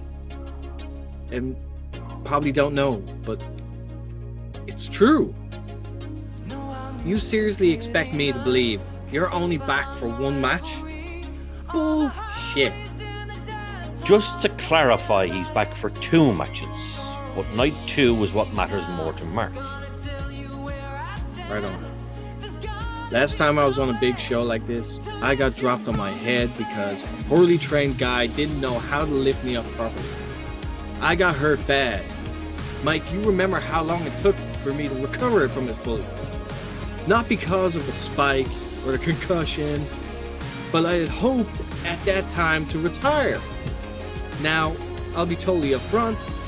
Do I want my retirement to be on the grand stage? Fuck yes, I do. I spent my career killing myself in front of dozens, half the time, or being a jobber to a better wrestler. I want my retirement to mean something, because it's still my life, goddammit, my career, and I want it to matter. Sorry, Mark, your ego shown there. Might want to hot. Mike, let him finish. Please. Truth is, I couldn't let wrestling go after that. The way it ended. was unfinished business. I'm a romantic. I won't deny that. I want my retirement to go a certain way, and it didn't. I always want to go out on my shield. That's how I wanted it. But after a while, I just accepted that I wouldn't get it. But that's when Midas pulled me aside and offered me a second chance. His generosity was something I wasn't expecting. Even if it did suit him politically, maybe I am being selfish here, but I couldn't say no. So here I am, 6 months later, and I'm moving better than I ever did, and getting fitter every day for one more match with you. This is your grand comeback tour, is it? No! I want you to retire me. Simple as that. Wait, really? Why? Because, Mike, you've always felt like you've had to live up to my expectation, to whatever name I made for myself. You don't. You're the bigger name. And even then, no one knows we're family. This match means nothing to the outsider. But to us, it's important. I want us to have the best match we can so that our mom and dad, our whole family, can look on at home and be proud of what their boys have grown up to do. Sure, we're not successful businessmen or fighting wars or whatever, but we're entertainers. We put smiles on people's faces, and I want to put smiles on Ma's and Dad's face. Is that so much to ask for your retirement match? After all, we've never wrestled each other before. Not like this. No, I guess not. But I don't know. Mike, you debuted a couple of years ago, right? I got you that spot because you deserved a chance. Now, I'm not taking credit for it. You did so much better than I ever expected. I was proud of you because at long last you were living your dream. Despite my fuck-ups and how our family couldn't make ends meet. I remember looking from the curtain with a big smile on my face because my little brother was finally a wrestler after waiting for so long. Wait, you got me booked on that show? For fuck's sake. Why didn't you say so? Because you take it the wrong way. Like you owed me something. You don't. You got a chance and you took it. And now you're a world star. Like you should be. Hell, I'm jealous. I'd love to get that fame and fortune, but my chance is long gone. So when I got a slight indication I could wrestle one more time, I asked Rob here to make it happen. And you agreed? Of course. It's a wonderful story. I couldn't resist. But we're not even brothers in kayfabe. Like, how would anyone know? Does everything have to matter in kayfabe? This means more to the both of you than to anyone watching at ringside. This is what Mark wants as his farewell. And honestly, Mike, this is what you need too. From what Mark has told me, it's been a monkey on your back for years. Well, now, we're giving you what you need to get it off. Will you give us the chance? All right. I'll do it. Thanks, bro. I appreciate it. Really, I do. Now, shake on it, boys. You know it doesn't count until you do. As is tradition. How about it, Mike? You fancy having the Magby brothers stealing the last ever Future Wrestling show? Since you put it that way, count me in. Excellent. I shall let my people know immediately so we can start the marketing on it right away. Awesome. I'm getting excited already. Yeah. So am I guess. Right, look, I really do have to go now. Of course. We're sorry to keep you so long. Then my regards to Carol and the kids, okay? Tell them Uncle Nathan was asking for them. Will do. Right, look, chat to you about next week. I think that went well. Yeah. Better than I expected. You think too negatively, Mark. Once you explained the situation, it was always going to work out. Maybe. But I'm grateful that it's going ahead. And I have you to thank for that. Not at all. All in a day's work, as they say. No. You could have easily told me to piss off and let someone else take my spot. But you didn't. You've done more than enough for me, and I don't think I'll ever be able to repay you. I don't expect any repayment from you. Like I said, I like the idea of the feud, and I appreciate that you needed the right send-off. But book whatever you want. Why give me everything I asked? I've got my health covered. I've got my dream retirement match. Why are you doing all this? Just for me? When I have a living legend like yourself, I pull out all the stops. Simple as that. Hey, I was good, but living legend is very generous. Come on, be honest with me, Rob. You owe me at least that much. Consider it an apology. Apology? For what? For not being there the first time. Rob? What the fuck are you talking about? Rob? Where are you going? The fuck is going on? No, it can't be.